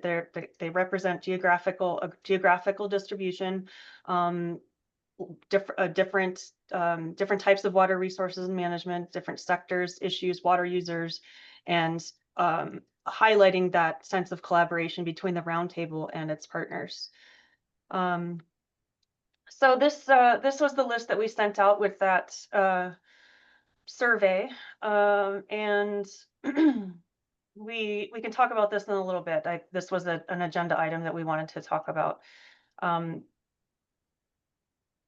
We got 3 responses from that survey, but we will share this list later in this meeting and perhaps talk about pulling out some key projects that we want to highlight here. Oh, sorry, did you want me to stay there? You want to keep it up there for a second? This was the list that you and I talked about. Yep. Yeah. Yeah, a couple days ago. So I gave a presentation at the IBCC of our 7 most relevant projects that the basin has done. So that's in a PowerPoint. Yeah, we're gonna talk about that in a second, once they go through this outline a little bit more in Okay. detail. This is kind of like their mock-up when they sent out the survey. These were, what we voted on in that one survey, well, the three of us. Okay, thanks. Yeah. So then our final chapter is sort of a your base and your voice chapter. This is where we're going to wrap up the story map. We want a succinct narrative here about how you, the reader, can get involved in and where your place is in the big picture in the basin. And so how the roundtable is engaging the public in educational, informational, hands-on, interactive, and fun activities to encourage participation in the basin. And the bottom line is the Basin Roundtable can't function without local input. So here we have some questions.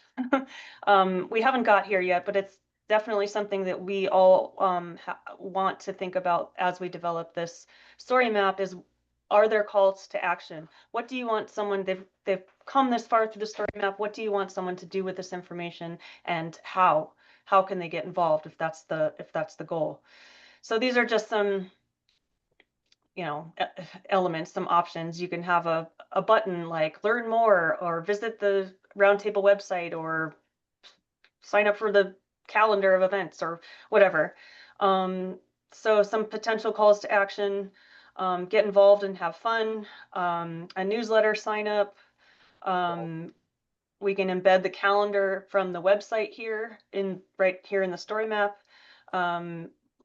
Participate in a field trip, send an email, and then so this app, this mention of the app is something we'll talk about later too. But at the end of the day, my experience has always been you want someone to be excited. They are interested in the content of the story map. They're interested enough to go somewhere else with that, to do something with that, all the information that they've just learned. So we just want to identify what those calls to action are. There's the overview.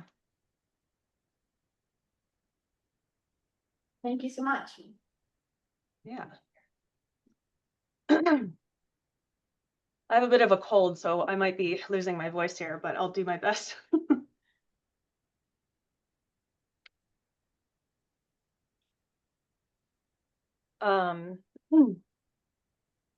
So this said, there has been loads of behind the scenes work to get us to where we are right now. And I think, Lauren, would you mind sharing sort of like our progress so far?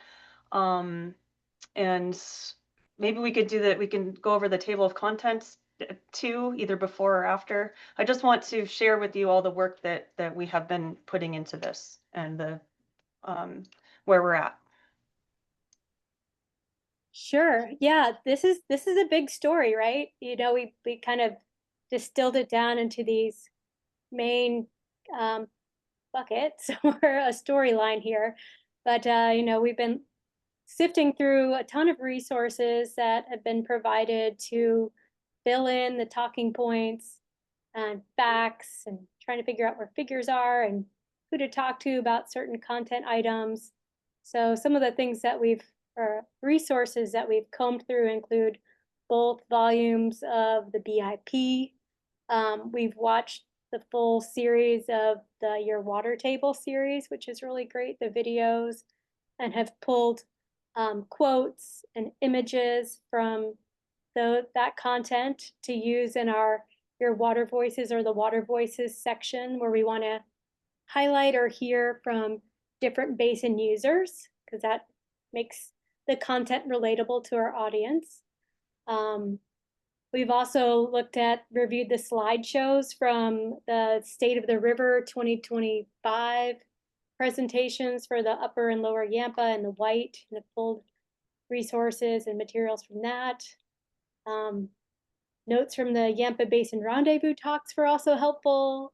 Yampatika's water lessons syllabus. The Yampa River Scorecard Project, we've looked through that as well.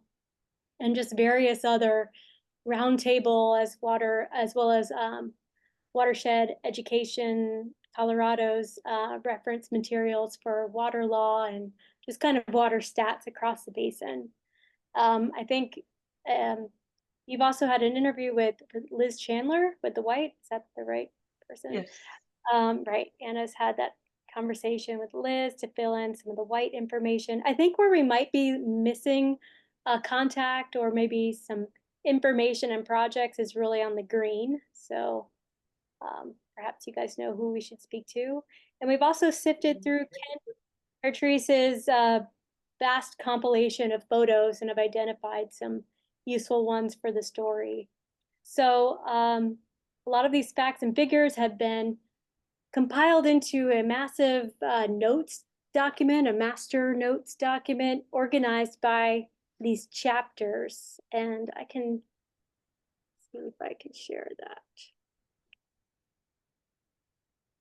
The Green River is T. Wright Dickinson. Okay, That's the person to talk to. awesome.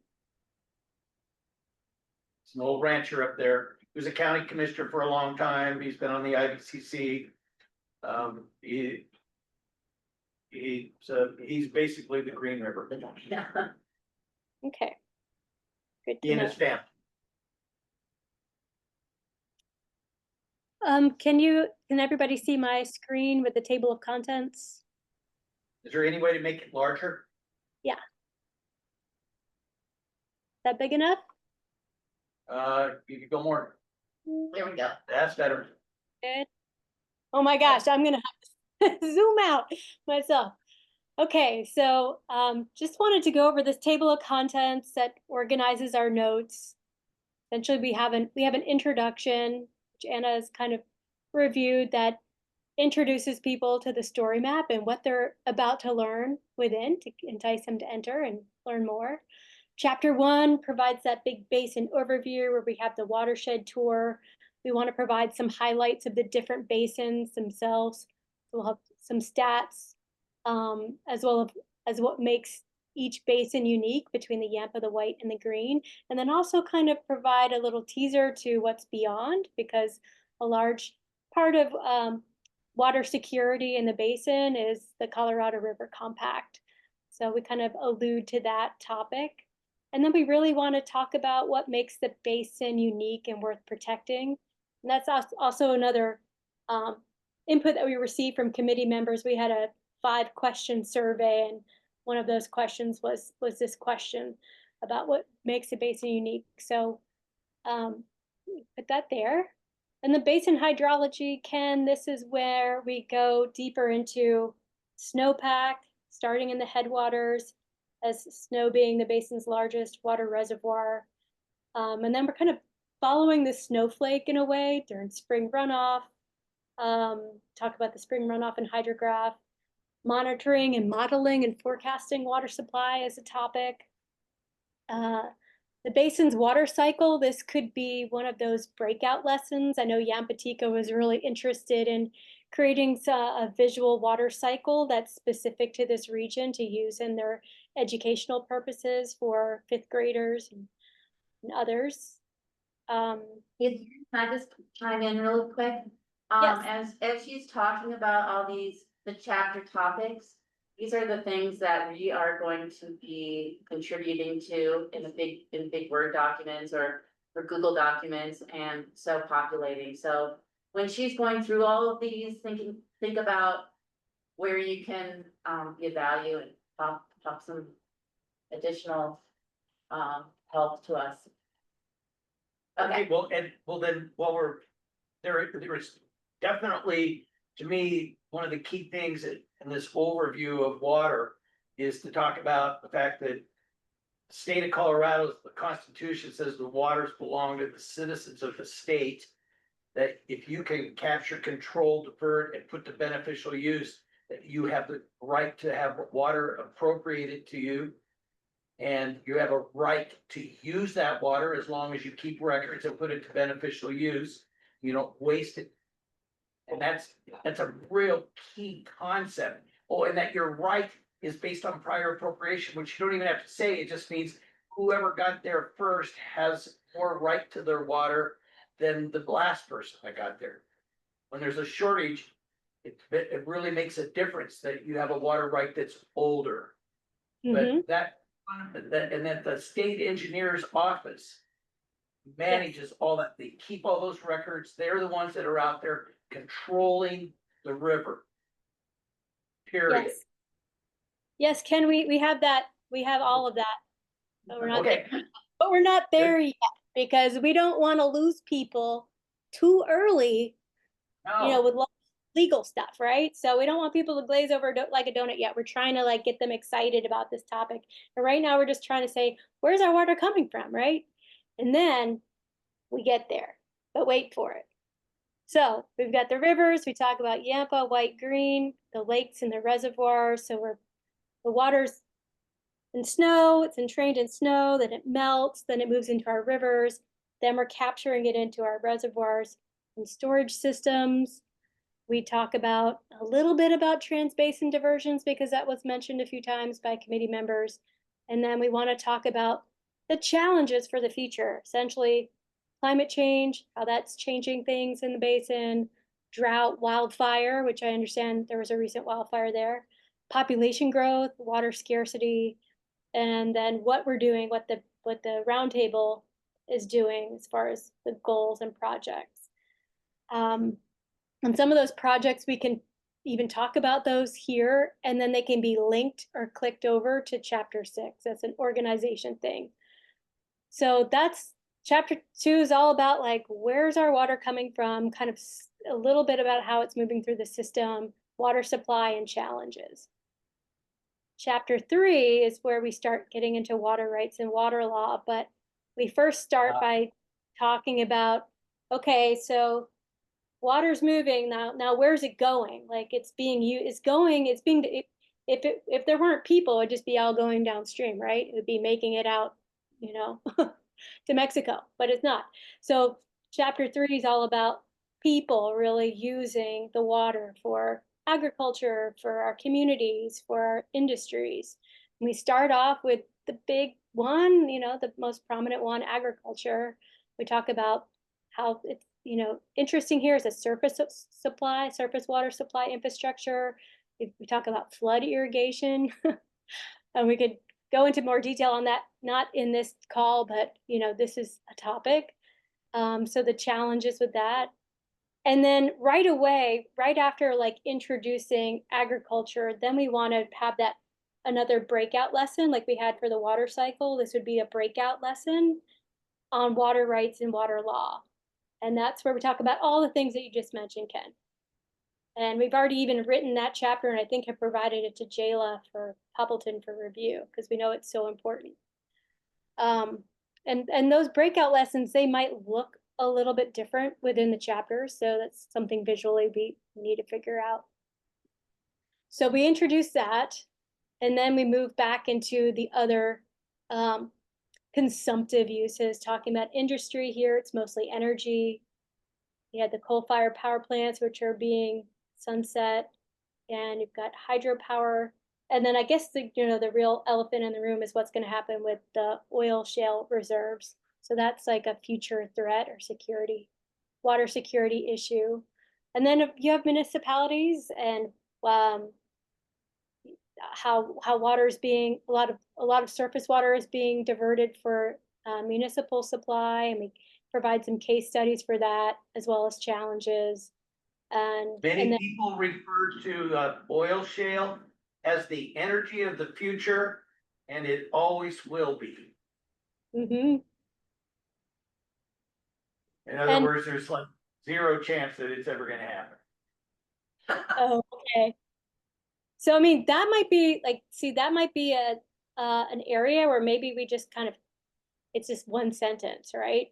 And so as we're going through this list, just as Sally said, like, we'd love for if this is a topic that's, you know, something that you're passionate about, like make a mental note of that, because we want to be able to call upon different committee members that are interested, knowledgeable, and passionate about this subject to help us proof and vet and fact check our information.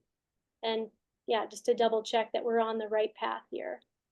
Well, I'm glad So- you're covering the oil shale because they actually, the energy companies have a lot of water rights in hopes that someday a technology will be found that would make oil shale possibly an energy source that would be actually productive. So, economical. It's just, there's nothing about it that makes any financial sense given today's technology and the alternatives that we have available. Okay. Well, Doug?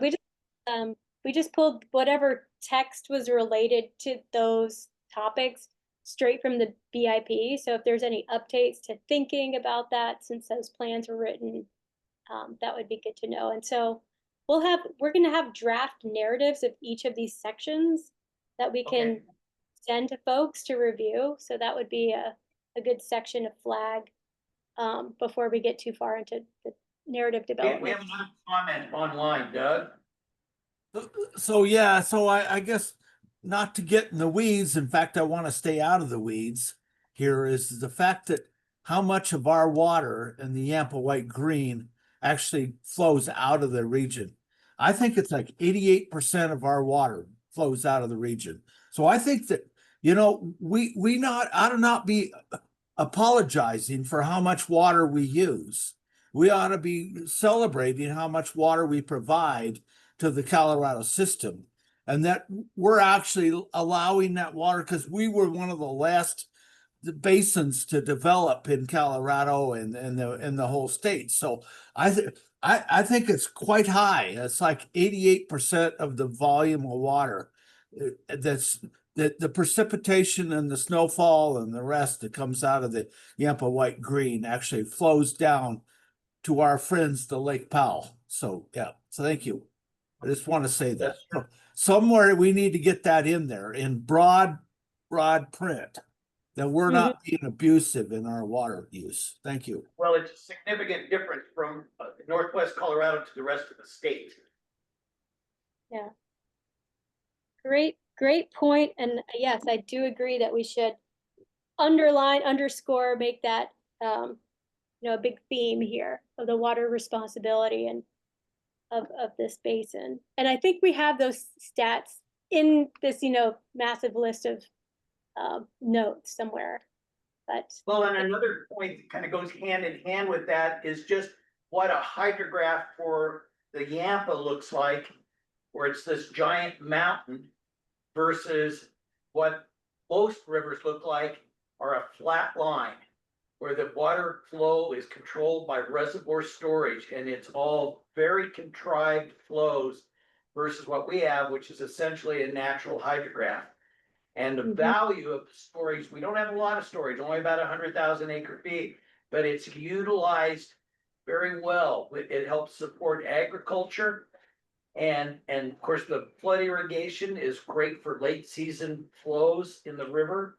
We just completed a study on the White River that shows that close to 80% of water diverted for flood irrigation in that particular drainage actually returns to the river within 2 to 3 months. And then the value of storage released. We saw two excellent graphs earlier tonight on our hydrology report for Colorado. And one is for the White River, which their only storage reservoir is Avery, and it's bone dry because of repairs. They didn't have any water to help with their fires, and they didn't have any water to support their late season flow. They are now experiencing in late season the lowest flows they've ever measured in 120 some years. Counter that, compare it to the Yampa Basin, which has two major reservoirs that both release substantial amounts of water, and the hydrograph is not that far below an average level. So it's an important point. It's not too wonky, and it really differentiates us. yes, I think that would be wonderful to compare the hydrograph of the Yampa versus another river in our The green, just use the green.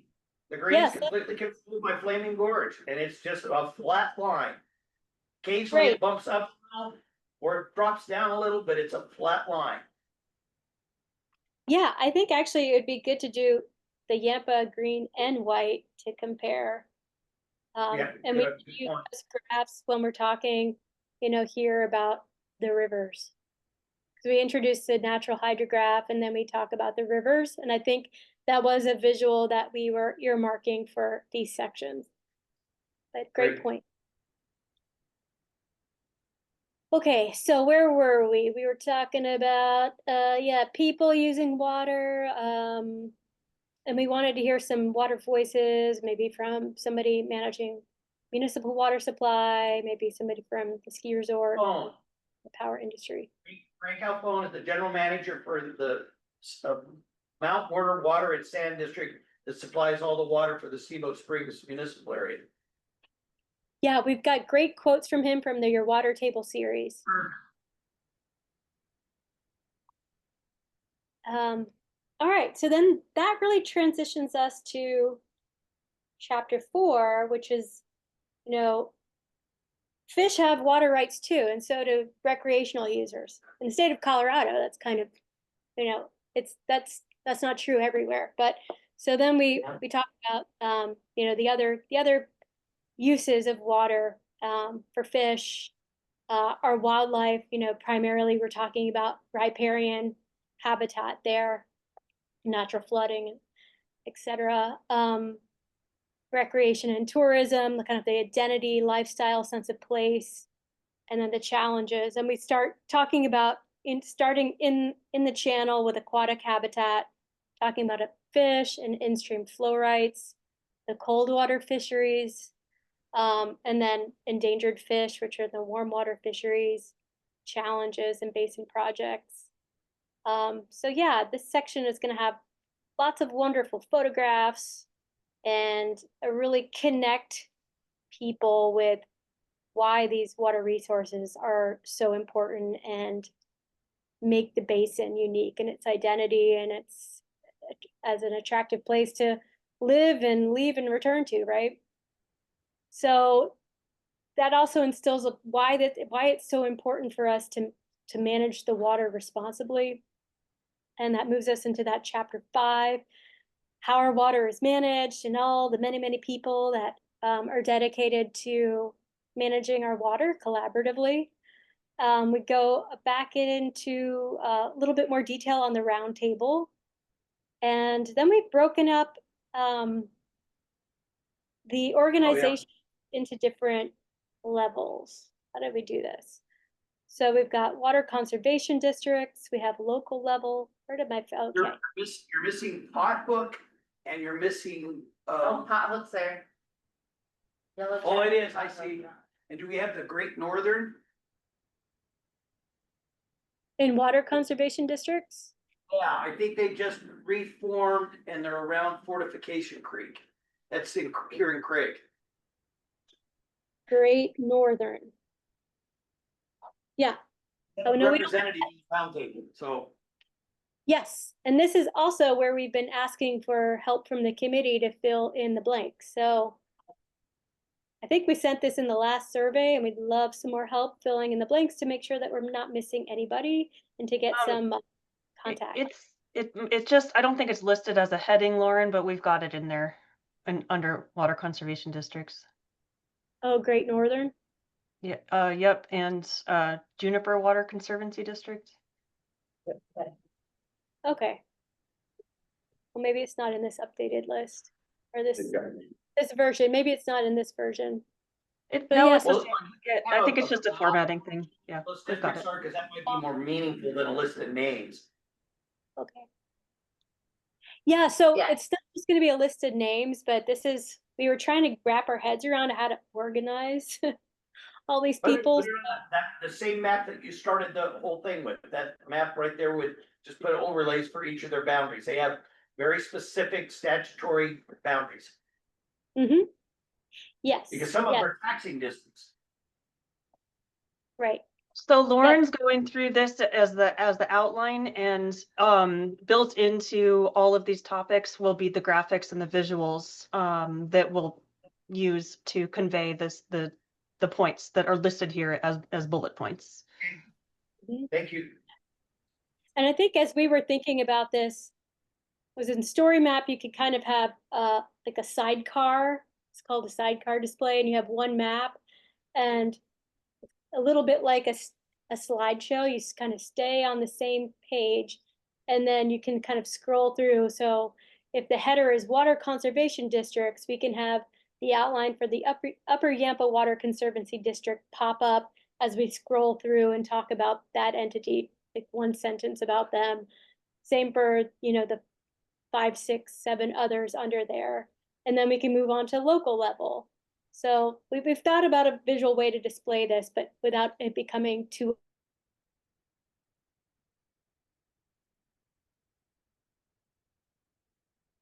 local level, municipal, county, and industrial.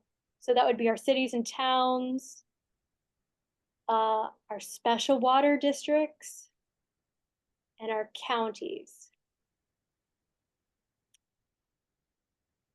Then we have federal level government entities, the BLM, United States Forest Service, NRCS, and the US Fish and Wildlife Service. Maybe talking, like providing a little bit of detail about what are they doing as far as water here. So maybe something specific, relatable, tangible. And then the state of Colorado, obviously very important with the Colorado Division of Water Resources and the Office of the State Engineer, Colorado Water Conservation Board, and the Colorado Parks and Wildlife. And then like the Colorado River District seems to be its own kind of animal. It's regional government. And then we talk about environmental nonprofits and NGOs, which there are many, and that might be displayed, I don't know, maybe with their logos or on an app that Anna's been developing. But this is kind of we want to make sure that we've got everybody on our list covered, and then we can start developing those graphics in the story map display. And then that takes us to those success stories. So again, here we were really trying to focus on stories that were representative of the basin geographically. So we wanted to make sure we had all corners of the basin covered, as well as talking about the different themes and categories that we've been talking about in the story map to make kind of tie it all together, as well as that are a good representation of multiple entity collaboration. And so from our research and learning about some of the different projects, and there's probably some we don't even know about, but it'd be great to get your opinions. I've organized it into Yampa Watershed Project possibilities like the scorecard and the stewardship program, soil moisture observations, which are important for water supply management and forecasting, the Fish Creek Wildlife Protection Plan, which talks about wildfire protection and water redundancy, Stagecoach Reservoir and Steamboat Spring Smart Irrigation Central Control System. We have another spreadsheet that kind of talks about the different themes that these all cover. Elk River is kind of another maybe river project area to discuss, like the Elk Head Reservoir enlargement and the Lower Elk Head Creek Restoration Project. And then, of course, agricultural infrastructure modernization projects are kind of across the basin, but really important to talk about. And maybe we don't talk about each little one, but generally the categorization of projects. And maybe we show a map of where those are happening. I don't know if we have that data, but I think that's a really big subject. And we could focus on the Maybell Diversion Modernization Project as a case study there. And then as far as White River projects, we're looking at water quality with the White River benthic algae study, the Meeker River Park, which is more about recreation, White Basin storage projects, so water supply and storage, as you were mentioning, the Kenny Reservoir and Taylor Draw Dam, I think, are part of that. Green Basin projects. big. Well, the White River is Avery is their main useful water storage. Kinney Reservoir is pretty much 100% silted in. Okay. Yes, and I think for White Basin, that is the project I've identified within this section is Avery. Okay.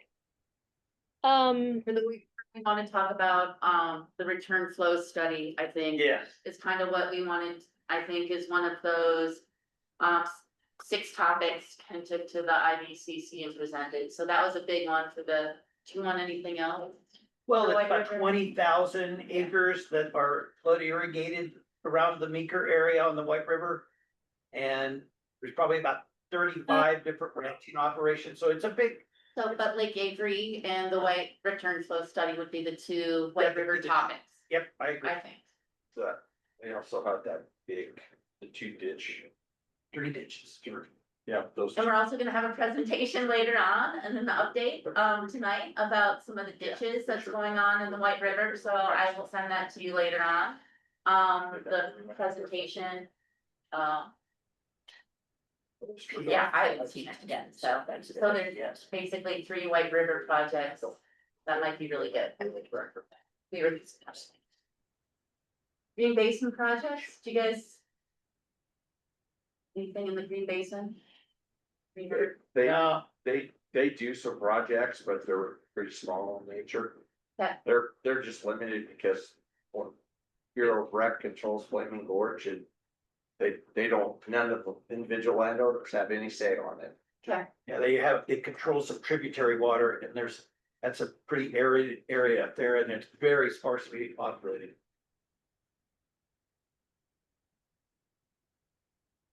Did you see any projects on there that you thought, heck no, don't wanna, advertise that?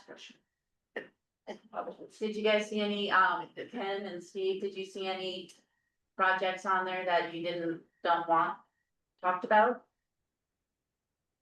But is this a final project list? No, we've been sending this out, so this is kind of the time when, before we wanna populate it, so probably. Well, we want to make sure that we put those 7 that you and I discussed. Yeah, but, do we wanna talk about the Fish Creek Wildfire Protection Plan? Should we curate this more after this? Well, there's 3 wildfire ready action plans and. Do we want to even go there? Well, Fish Creek is we could mention that they're there, that this is a big deal coming out of the Colorado Water Conservation Board is to provide state support for a planning process to make sure that you're prepared for wildfire. And so it's called a WRAP, a Wildfire Ready Action Plan. They give you money. There's 3 of them going on right now. There's one for Fish Creek, the furthest along. The second one is with the Upper Yampa, and that includes the Yamcolo up in the flat tops. And then the third one is the headwaters of the Colorado. That's a 2 million acre forest health project. About 1 million of that is in Colorado. It's all within this boundary. Mhm. And just so you know, not all of the projects in this list need to become a case study in this section, but like that wrap. I don't think they need to be a case study other than just a really like a 1 or 2 sentence narrative, but just mention that there is planning efforts going on. Yeah. And I think that those kind of 1 to 2 sentence summaries can even be in those sections. Like when we talked about wildfire in chapter 2, we can mention, we have in some of those chapters, we have basin projects and initiatives. And so that would be a perfect example of where to summarize or add that information into that chapter. Here, we really do want to create maybe 5. We were thinking of 5 different case study projects that show the diversity of the basin's geography, themes, and like water users, themes, and collaboration. So this was our short list of the ones that we felt represented that. And I think you've mentioned others. Let's add those to the list and just see how those fit in. And what's compelling, right, to the audience member. So some of it too is going to be what do we have some compelling images or what's a compelling storyline for them. And lastly, I don't think we talked about this one yet after the Green Basin Projects is the Big River Committee. And this is, we want to talk about why we wanted to talk about the Big River Committee here is so that we can introduce the Colorado River Compact as another breakout lesson, and why the Big River Committee is so important in advocating for basin interests, advocating for basin interests, because that's a big topic. So kind of ending with that big topic. And yeah, so kind of zoom in and then we zoom back out, and then we go into our final chapter on the stewardship and calls to action. So I don't know, how are we doing on time? That was a lot of information. 6:12. We're 10 minutes over, and we can wrap it up here fairly quick. Well, we have time, we go till 5:30. 5:30. So, and Michelle's got some updates, I've got a couple updates, but I think we're doing pretty good if we just wrap it up. Maybe by 20 after be done? Because then we have dinner being served for the round table. Is there a way to work in, Sally, that the map that we have? That Patrick got us that shows that like the rivers in proportionate sizes. Yep, I'll show them that map. Yep, the one that Puff made. Yeah. Yeah, Because, I mean, we really wanna talk about The place example, what Creek stuff, yeah, but like start out be with aware those of how layers, much, yeah. of how much water's shipping out of Colorado. Oh, you mean Yeah, but the comment Doug made, the arrow map? the Yes. arrow map, Okay. Yes. the place map. Okay, yes, I'll show that, yeah. Yeah, there's Those are the perfect kind of resources, because if we can not recreate something that already exists, that would definitely be much more efficient. You want to use this, what's been presented, I think it was done by the Colorado River District. I know Doug exactly Lumber- what you're talking about. Yeah, with the big arrows that funnel Yes. down, yeah, out of the state. I think that's in the Doug- Colorado Water Plan, maybe. So I just have a couple of quick comments. I think your project looks great. I just want to make sure that there's a lot of information there, and you can get mired down in the simplicity of it all. And I just want to make sure that we're following what I said earlier, that we just need to make sure that we're emphasizing how much water we're not using in this basin and how much is flowing to the rest of the world. And so I just think that it's really important to make sure that we emphasize that somehow. So anyhow, thank you. Yeah. And Doug, I think that's something we can totally emphasize in that last section about the Big River Committee and the Colorado River Compact, because there is so much responsibility and stewardship in sending that water downstream. So that's a great way to kind of wrap up, like to start to introduce and conclude the story with the abundance of water here and the great management of water in a way, and like how the basin users are really providing a great input of water downstream. Well, part of your intro narrative could include just the stating that historically, Northwest Colorado has been arguably about as wet as any place in the state of Colorado. And yet here in the last 5-10 years, we've been pretty darn dry. That comes in that whole climate change, yeah. Yeah, I think that's ominous. And plus, no place in the state has seen a greater increase in their average daily temperature. I think we're up getting close to 3 degrees Fahrenheit. They figure, I think it's between 5 and 9% decrease in stream flow for every 1 degree Celsius. So we're seeing some significant impacts from this extended drought / climate change, whatever you want to call it. And I'd love to convey that with imagery, with a graph showing precipitation change, or even a map using the drought severity index. That's already There's done. so many resources there. We just have to help you find it. Yeah, we used to have the asbestos forest, and we don't have that anymore either. So yeah. Hey Sally, when they were talking about federal, there was a section where they were talking about like the Forest Service and the BLM and whatever. Yep. Those weren't water, holders, those were land managers. Correct, yep, Okay, we didn't show Dinosaur National Monument okay. as being one of those, and That's a good one. and I was reading somewhere in the stuff you sent me that we were short on like Green River and information and whatever, but most of the Green River runs through Dinosaur National Monument.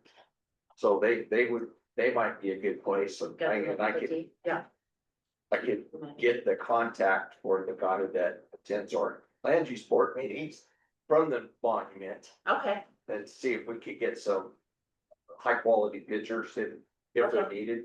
and Michelle's got a contact, she's gonna set me up with two contacts, so Okay. 2 contacts coming from the Green River Okay, to Anna and Lauren. Any other questions? Thank you so much, that was amazing walkthrough of the story map, they've done a ton of work. Again, it's an 80-page document that Lauren just kind of walked us through, and all that needs to be fleshed out, so it's not just their words, it's ours. So we will be reaching out to everybody and saying, the parts you're passionate about, please review and add your comments too. They're gonna be working documents, so it's gonna be a bit clumsy, but we'll get through it, just like you guys did for the videos, so. so the stuff that you sent Canada, those, is that like for the meeting, the next meeting that Kirsten's gonna?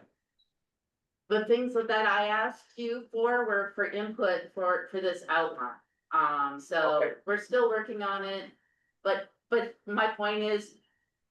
They're going full stop right now, so now's the time, if you have things that you saw that you don't want on there, or things, we have wrote down your new ideas. But basically this is the general outline and how we're gonna be going forward. Well, I think our biggest challenge is the list looks fairly complete.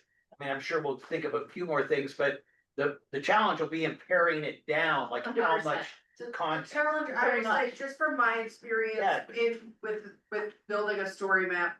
I mean, I built a story map that was specifically designed for the visitor center at Stagecoach. And I thought that it was short enough. Once we got it displayed in the visitor center, we realized like no one is going to stand there and look at that long. We cut 2 full chapters out of the 5-chapter story map that we built within the first 2 months of it being available at the visitor center. It is, I can't express enough to everyone how imperative it is to pare down. So when you're looking at this list and thinking like, maybe we need to add this in, like you're gonna cut so much stuff out of there because people cannot. I mean, when you think of the attention span of people these days, it's 30 seconds. We're looking at 30-second clips, like 15-second clips. And it's something that I'm really struggling with in my role right now of like messaging and figuring out how to pare things down in digestible amounts. Because we all know this and we live it and we breathe it and we tell it every day. But other people do not have the attention span to absorb that, and we've got to like really cut it down so that people are interested. I agree, and so I'm wondering is with the general outline, are we talking more about having a really short version with a large appendix that includes all this information that we've discussed, but having something that's even shorter than 15,000 words that somebody might spend 5 minutes and scan through it? And then if you found something that you were really interested in, there would be a link that you could do further investigation. But for a general, just somebody's gonna review it, that they could get that done in a reasonable amount of time. Yeah, we had planned on having a resources section. A lot of times I don't like to include a link, an in-text link, because it can take someone out of the story map, never to return kind of thing. Yeah. But we do want to provide links to resources for people to explore on their own what isn't covered in detail in this story map. So if we're talking about the Mayville Ditch project, we can say, visit the resources section for more information and then provide a link to it from there. And then I always have a references section, which is, I don't know how often they get read, but it's, I always appreciate having a references and perhaps a glossary section. So if someone really wants to do a deep dive, they can go and find the ResearchGate paper on the White River, return flow study or what have you. And then the great thing about story maps is that that's why I introduced that idea of clicking to a heading, that the heading that you're most interested in. Maybe you only have 2 minutes and you really want to know what projects are being worked on in your area, or maybe you just want to know what does consumptive use mean, or whatever. You can go right to those headings.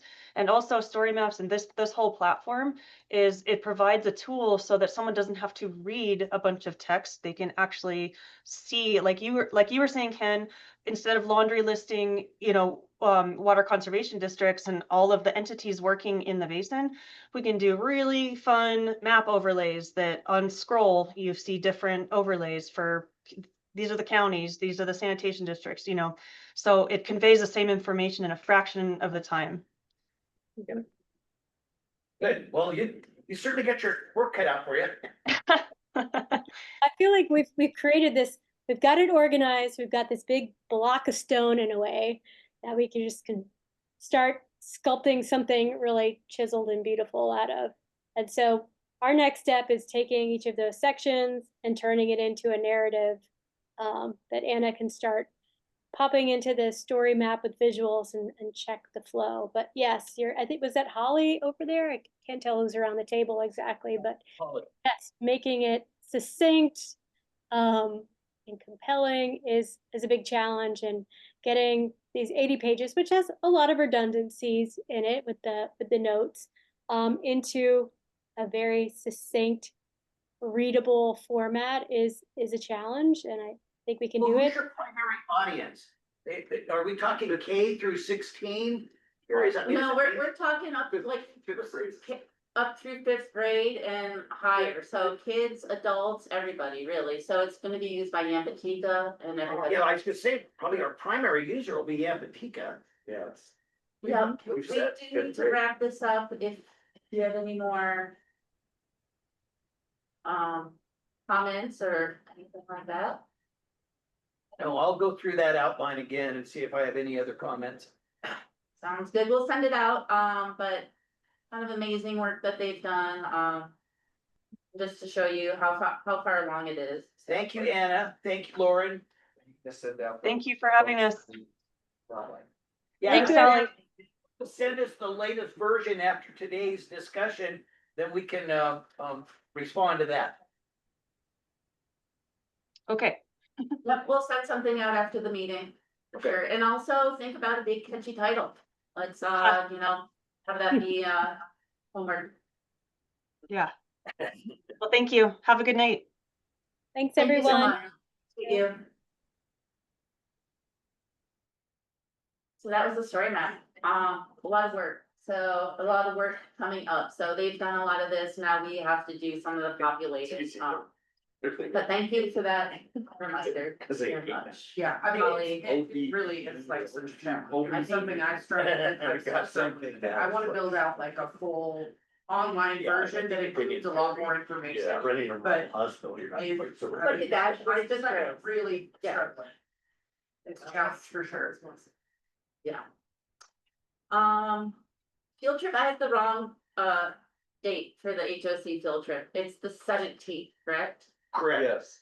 September 17th. I had that down later From on. today, Yeah, a week from today. 9 a.m. All right, and we will send out a registration email or Matt, or Ask how do you Matt, wanna? ask Matt, and because we probably, if it's all right with you, that we'll just give you, Matt will send the round table a summary and an invite, and then we would forward it to our membership. Would that be okay with the Yeah, are you thinking of like what we do with our tour, Sally, where you? I'm not part of the tour, I would just advertise the tour. Yeah, So I yeah, am no, going though, however, but just to let the roundtable members know about the registration. So, Yeah, because we are I'll send supplying out an email. a nice lunch, and so we do want to know, that. I mean, yeah. looking at the 550 road, culvert replacement and a couple projects on the Good Neighbor Three different, Authority. yeah, forest projects. That's in Boat Lake. Very different content. I have a question for you about the minutes. We never approved the May meeting minutes. Oh, we didn't. I did have the name and Okay. Well, that's because we didn't have a meeting in July. I'm thinking, gosh, we probably didn't approve. guess- And we didn't have a July minutes to approve, I guess we we do did. still have payments. Yeah. Well, why don't we do that at, the November meeting? Okay. We both May and. Okay, that'd be, No, I don't that's think it's in a rush fantastic. to see those. I can add them, but that would be. And we're down to 3 minutes here before we're supposed to. Do have a couple minutes, about, I just wanted to go over, well, Steve wrote a newspaper article, about the White River area. And that went to the Meeker Press and Craig Daily Press and Steamboat. And next up, Michelle's gonna write about Yamatica's, numbers and their successes from the past year. And, upcoming events, again, the field trip, Yamatica's Fall Festival coming up, couple weekends from that. I'll bring you up a youth festival, October 1st, and then again, the C9 Summit. And if you want to participate in the C9 Summit, contact me. And as far as partner updates, I'll say a couple things, after, Michelle about the Y Basin update, but, Yamatika has an update about some of their numbers, so. Let's see, for new grant cycle, new energy, as Yamatika is kicking off the first quarter for two grant cycle.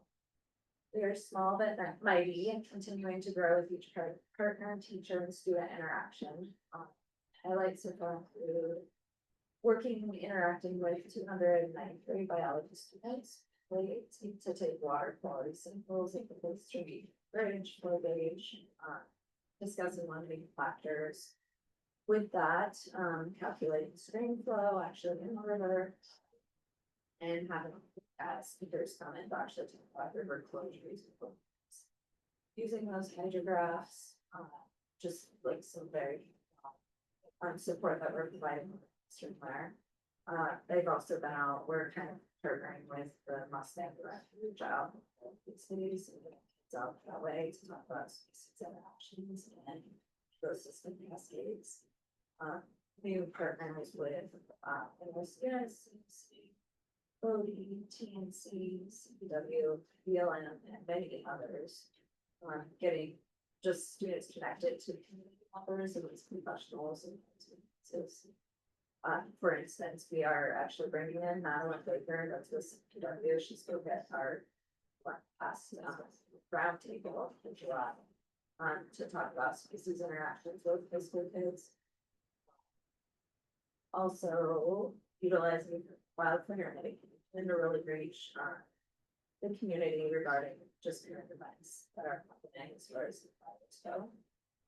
And developing some really relevant lessons as far as that, just to take up information. Most recently with the White River kind of article that they have up at River about it being full of ash. That river. So really trying to just get out there with some community events right now to really help educate people with the fire situations. Of course, as I mentioned, Water Fest coming up, other community events. Let's see, looking ahead, I actually will be participating in the River Science Hydrology training. It was exciting. It's taken some time for me to actually get to, so that's kind of For the historic identification program. And with that, kind of focusing more on like some citizen sites where in the community, partnering with some more to get post-secondary kids out. So that's been really exciting. I don't have past numbers. That's I'm okay. so sorry. No, that's okay. No, I wasn't sure what your update was, so, I can get those in. I No. think we're close to 50% once again. yeah, that's what your Across those. next article will be, that will list, yeah. Yeah, and the other thing I had to it just positive successful. Yeah. And we didn't have any other community updates. I will say that, for our wide basin soil moisture network stations, we are putting one in at CNC in Steamboat. And we're looking to put that in October 2nd, right after the Youth Water Festival, so 2nd through the 5th, and we're gonna kind of make a big deal out of it and have a ribbon cutting, so save the date, somewhere around the beginning of, The ribbon cutting, I believe, is now scheduled for October sixth. it happened today, In the so, morning, yeah. that's my understanding, I was told to put a hold on my calendar for 10 a.m. on October sixth. That all happened today, so while we were Yes, driving, yes, for a it did. ribbon cutting for our wide basin new soil moisture station at CNC. It's gonna be a pretty big deal. Really? Yeah, so we're pretty excited about it. It'll be right in town. We'll have really easy access to show anyone and all people and roundtable all invited. So I'll send more information. But that's all I have as far as updates. Anybody have any agenda topics for next meeting? Follow up on C9. There is a PEPO meeting at C9. It's on the second day. And it's one of the statewide meetings. Remember, you don't have to be a roundtable member to attend. Sure, Steve will give deference to, getting reimbursed or paying for your expenses to people who are members, but we didn't fill our 10 paid spots last year. So we want to do that. And people from Yappateeka that do all this really important outreach, it's fine for you to be there, it's. Yeah, this is work last year. It's meant to be inclusive. So that's 28, 29 October. I can't think of anything else off the top of my head. And you said the second day was more, Say again? did you say the second day was more relative? First day is the actual C9 conference. Second day are these statewide meetings of like IBCC and PEPO, and I'm not sure what else will be there, but those two are definitely calendared. And you haven't met Elizabeth Schroeder yet, have you? Okay, so yeah, she's made contact. Very good. Well, do we have That's all anything else? have on the agenda today. Pardon? That's all we have on the agenda today. All right, well then let's, unless there's anything else that we need to cover, we'll adjourn the meeting.